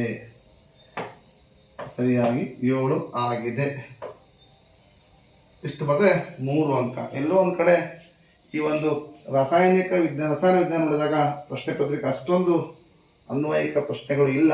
ಸ್ವಲ್ಪ ಎಲ್ಲ ನಮ್ಮ ಮಕ್ಕಳಿಗೆ ಭೌತ ವಿಜ್ಞಾನ ತುಂಬಾ ಕಷ್ಟವಾಗಿದೆ. ಆ ಕಾರಣಕ್ಕಾಗಿ ಎಲ್ಲ ಶಿಕ್ಷಕರ ಮನಸ್ಸಿಗೆ ನೋವಾಗಿರಬಹುದು. ನೀವು ನೋಡಿದಾಗ ಅಂತ ಏನು ಡಿಫಿಕಲ್ಟಿ ಲೆವೆಲ್ ಏನು ಅನಿಸ್ತಾ ಇಲ್ಲ. ರಾಸಾಯನ ಶಾಸ್ತ್ರಕ್ಕೆ ಬಂದ್ರೆ ಪರವಾಗಿಲ್ಲ ಅಂತ ಅನಿಸ್ತದೆ. ಓಕೆ, ಇನ್ನು ಇಷ್ಟು ಏನಪ್ಪಾ ಅಂದ್ರೆ ನಮ್ಮ ಒಂದು 25ನೆಯ ಪ್ರಶ್ನೆಗೆ ಅಥವಾ ಪ್ರಶ್ನೆಗೆ ಉತ್ತರ ಕೂಡ ಈ ರೀತಿಯಾಗಿ ಮಗು ಬರೀತದ. ಎ ಒಂದು ದ್ರಾವಣ ಪ್ರತ್ಯಾಮ್ಲ ದ್ರಾವಣವಾಗಿದೆ. ಕಾರಣ ಅದರ pH ಬೆಲೆ 7ಕ್ಕಿಂತ ಹೆಚ್ಚಾಗಿದೆ. ಬಿ ಮತ್ತು ಸಿ ಆಮ್ಲೀಯ ದ್ರಾವಣವಾಗಿವೆ. ಕಾರಣ ಅವುಗಳ pH ಬೆಲೆ 7ಕ್ಕಿಂತ ಕಡಿಮೆ ಇದೆ. ಡಿ ದ್ರಾವಣವು ತಟಸ್ಥ ದ್ರಾವಣವಾಗಿದೆ. ಕಾರಣ ಅದರ pH ಬೆಲೆ 7 ಆಗಿದೆ ಅಂತ ಬರ್ತದೆ. ಮಗು ಸುಲಭವಾಗಿ 3 ಅಂಕಗಳನ್ನು ಪಡ್ಕೋತದ. ಇನ್ನ ಈ ರಸಾಯನ ವಿಜ್ಞಾನದ 4 ಅಂಕದ ಪ್ರಶ್ನೆ, ಕೊನೆಯ ಪ್ರಶ್ನೆ 26ನೆಯ ಪ್ರಶ್ನೆ ಏನಿದೆ ನೋಡೋಣ. 26 ಕ್ವಶನ್ ಈ ರೀತಿಯಾಗಿದೆ. ಏನಾಗಿದೆಪ್ಪ ಅಂದ್ರೆ, ಒಂದು ಕಬ್ಬಿಣದ ಮೊಳೆಯನ್ನ ತಾಮ್ರದ ಸಲ್ಫೇಟ್ ದ್ರಾವಣವನ್ನು ಹೊಂದಿರುವ ಬೀಕರ್ ನಲ್ಲಿ ಮುಳುಗಿಸಲಾಗಿದೆ. ಕೆಲವು ನಿಮಿಷಗಳ ನಂತರ ಕಬ್ಬಿಣದ ಮೊಳೆಯ ಮೇಲೆ ಕಂದು ಬಣ್ಣದ ಲೇಪನ ಉಂಟಾಗುತ್ತದೆ ಹಾಗೂ ತಾಮ್ರದ ಸಲ್ಫೇಟ್ ದ್ರಾವಣದ ನೀಲಿ ಬಣ್ಣವು ಮಾಸುತ್ತದೆ ಅಥವಾ ಬದಲಾಗುತ್ತದೆ. ಈ ರಾಸಾಯನಿಕ ಕ್ರಿಯೆಯ ವಿಧವನ್ನು ಹೆಸರಿಸಿ ಮತ್ತು ರಾಸಾಯನಿಕ ಸಮೀಕರಣವನ್ನು ಬರೆಯಿರಿ. ಈ ರಾಸಾಯನಿಕ ಕ್ರಿಯೆಯಲ್ಲಿ ಉಂಟಾದ ಬದಲಾವಣೆಗೆ ಕಾರಣವನ್ನ ಬರೆಯಿರಿ ಅಂತ ಕೇಳಿದಾರೆ. ಹಾಗಾದ್ರೆ ಒಂದು ಕಬ್ಬಿಣದ ಮೊಳೆಯನ್ನ ತಾಮ್ರದ ಸಲ್ಫೇಟ್ ನಲ್ಲಿ, ಒಂದು ಬೀಕರ್ ಅದ, ಚಿತ್ರ ಇದು ಬೇಡ, ಬೇರೆ ಅಂತಾನೆ, ಒಂದು ಬೀಕರ್ ಅದ. ಈ ಬೀಕರ್ ನಲ್ಲಿ ತಾಮ್ರದ ಸಲ್ಫೇಟ್ ಅದ. ತಾಮ್ರದ ಸಲ್ಫೇಟ್ ಬಣ್ಣ ಏನಾಗಿದೆ ಗೊತ್ತ ನಮಗೆ? ತಾಮ್ರದ ಸಲ್ಫೇಟ್ ಬಣ್ಣ ನೀಲಿ ಬಣ್ಣವನ್ನ ಹೊಂದಿರ್ತದೆ. ಹಾಗಾಗಿ ನಾನು ಇಲ್ಲಿ CuSO4 ಅನ್ನ ನೀಲಿ ಬಣ್ಣವನ್ನ ಮಾಡ್ಕೊಂಡಿದ್ದೇನೆ. ತಾಮ್ರದ ಸಲ್ಫೇಟ್ ದ್ರಾವಣ ನೀಲಿ ಬಣ್ಣವನ್ನ ಹೊಂದಿದೆ. ಇದರಲ್ಲಿ ಒಂದು ಏನ್ ಮಾಡ್ತಾನಪ್ಪ ಅಂದ್ರೆ, ಒಂದು ನಮ್ಗೆ ಬೂದು ಬಣ್ಣವನ್ನು ಹೊಂದಿರುವಂತಹ ಯಾವುದಪ್ಪ ಅಂದ್ರೆ ಕಬ್ಬಿಣದ ಮೊಳೆಯನ್ನ ಇಡಲಾಗಿದೆ. ಕಬ್ಬಿಣದ ಮೊಳೆಯನ್ನ ಒಂದು ದಾರವನ್ನು ಕಟ್ಟಿ ಇಡಲಾಗಿದೆ. ಸ್ವಲ್ಪ ಸಮಯದ ನಂತರ ಏನಾಗ್ತದಪ್ಪ ಅಂದ್ರೆ, ಈ ಕಬ್ಬಿಣದ ಮೊಳೆಯ ಮೇಲೆ ಕಂದು ಬಣ್ಣದ ಲೇಪನ ಉಂಟಾಗ್ತದ. ಲೇಪನ ಉಂಟಾಗ್ಬಿಟ್ಟು ಈ ಒಂದು ದ್ರಾವಣವಿದೆಯಲ್ಲ, ಈ ದ್ರಾವಣದ ಬಣ್ಣ ಹಸಿರು ಬಣ್ಣಕ್ಕೆ ಬದಲಾಗ್ತದೆ. ಹಸಿರು ಬಣ್ಣಕ್ಕೆ ಬದಲಾವಣೆಯನ್ನು ಹೊಂದುತ್ತದೆ. ಅಂದ್ರೆ ಈ ಒಂದು ನೀಲಿ ಬಣ್ಣದ ದ್ರಾವಣ ಇತ್ತಲ್ಲ, ಅದು ಹಸಿರು ಬಣ್ಣಕ್ಕೆ ಬದಲಾಗ್ತದ. ಇಷ್ಟು ಗೊತ್ತಿದ್ರೆ ನಾವು ಪ್ರಶ್ನೆ ಬರೀಬಹುದು. ಈಗ ಅವರು ದ್ರಾವಣದ ಏನ್ ಪ್ರಶ್ನೆ ಕೇಳಿದಾರೆ ಅಂದ್ರೆ, ಈ ರಾಸಾಯನಿಕ ಕ್ರಿಯೆಯ ವಿಧವನ್ನ ಹೆಸರಿಸಿ. ನಮ್ಗೆ ಗೊತ್ತಿದೆ, ತಾಮ್ರದ ಸಲ್ಫೇಟ್ ದ್ರಾವಣದಲ್ಲಿ CuSO4, ಅಥವಾ ನಾನು ನಿಮ್ಗೆ ಅರ್ಥವಾಗುವ ರೀತಿ ಬರಬೇಕಂದ್ರೆ, ತಾಮ್ರ ಸಲ್ಫೇಟ್ ನೀಲಿ ಬಣ್ಣವನ್ನು ಹೊಂದಿತ್ತು. ತಾಮ್ರ ಸಲ್ಫೇಟ್ CuSO4 ಇತ್ತು. ಇದಕ್ಕಲ್ಲೇ ಅಂದ್ರೆ ಕಬ್ಬಿಣವನ್ನ ಇಟ್ರಿ. ಕಬ್ಬಿಣವು ಬೂದು ಬಣ್ಣವನ್ನ ಹೊಂದಿರ್ತದೆ. ಈ ಬೂದು ಬಣ್ಣದ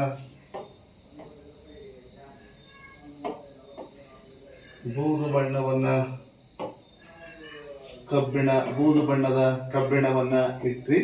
ಆಗ ಏನಾಯ್ತು, ಈ ನೀಲಿ ಬಣ್ಣದ ತಾಮ್ರ ಸಲ್ಫೇಟ್ ಬದಲಾಗಿ FeSO4 ಆಗ್ತದೆ. ಈ FeSO4 ಹಸಿರು ಬಣ್ಣವನ್ನ ಹೊಂದಿರ್ತದೆ. ಹಾಗಾಗಿ FeSO4 ಬಂತು.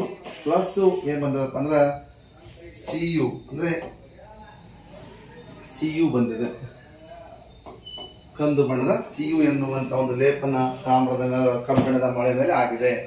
ಹಾಗಾಗಿ ಇಲ್ಲಿ ಪ್ರಶ್ನೆ 1ಕ್ಕೆ ಬರೀಬೇಕಂದ್ರೆ, ಈ ರಾಸಾಯನಿಕ ಕ್ರಿಯೆ ಇದು ರಾಸಾಯನಿಕ ಸ್ಥಾನ ಪಲ್ಲಟ ಕ್ರಿಯೆಯಾಗಿದೆ. ರಾಸಾಯನಿಕ ಸ್ಥಾನ ಪಲ್ಲಟ ಕ್ರಿಯೆಯಾಗಿದೆ. ರಾಸಾಯನಿಕ ಸ್ಥಾನ ಪಲ್ಲಟ ಕ್ರಿಯೆಯಾಗಿದೆ. ರಾಸಾಯನಿಕ ಸ್ಥಾನ ಪಲ್ಲಟ ಕ್ರಿಯೆಯಾಗಿದೆ.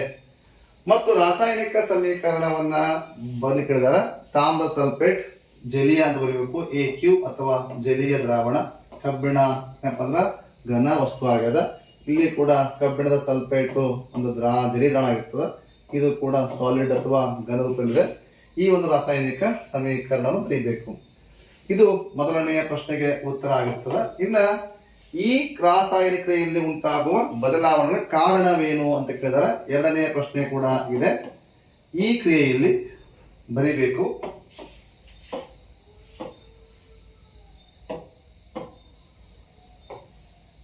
ಈ ಕ್ರಿಯೆಯಲ್ಲಿ ಕಬ್ಬಿಣದ ಕ್ರಿಯಾಶೀಲತೆ ಅಥವಾ ಕ್ರಿಯಾಕಾರತ್ವ, ಕಬ್ಬಿಣದ ಕ್ರಿಯಾಕಾರತ್ವ ಅಥವಾ ಕ್ರಿಯಾಕಾರತ್ವ ತಾಮ್ರದ ಸಲ್ಫೇಟ್ನಲ್ಲಿರುವ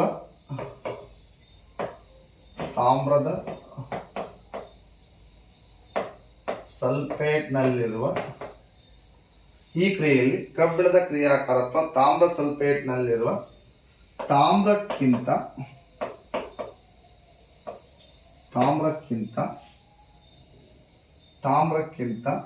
ಈ ಕ್ರಿಯೆಯಲ್ಲಿ ಕಬ್ಬಿಣದ ಕ್ರಿಯಾಕಾರತ್ವ ತಾಮ್ರ ಸಲ್ಫೇಟ್ನಲ್ಲಿರುವ ಕಬ್ಬಿಣದ ಕ್ರಿಯಾಕಾರತ್ವ ತಾಮ್ರ ಸಲ್ಫೇಟ್ನಲ್ಲಿರುವ ತಾಮ್ರಕ್ಕಿಂತ ಹೆಚ್ಚಾಗಿರುವುದರಿಂದ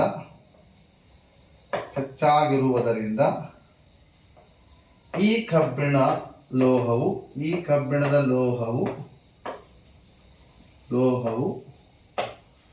ತಾಮ್ರವನ್ನು ತಾಮ್ರದ ಸಲ್ಫೇಟ್ನಿಂದ ಈ ಕಬ್ಬಿಣ ಲೋಹವು ತಾಮ್ರವನ್ನು ತಾಮ್ರದ ಸಲ್ಫೇಟ್ನಿಂದ ಸ್ಥಾನಪಲ್ಲಟಗೊಳಿಸುವುದರಿಂದ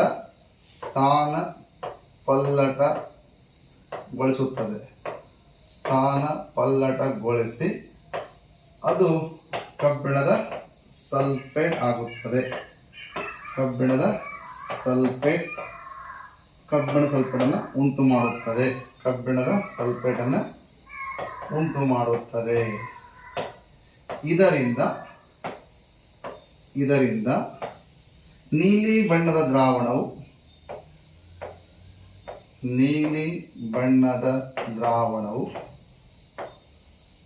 ತೆಳು ಹಸಿರು ಬಣ್ಣಕ್ಕೆ ತಿಳಿ ಹಸಿರು ಬಣ್ಣಕ್ಕೆ ದ್ರಾವಣದ ಬಣ್ಣ ಬದಲಾಗುತ್ತದೆ.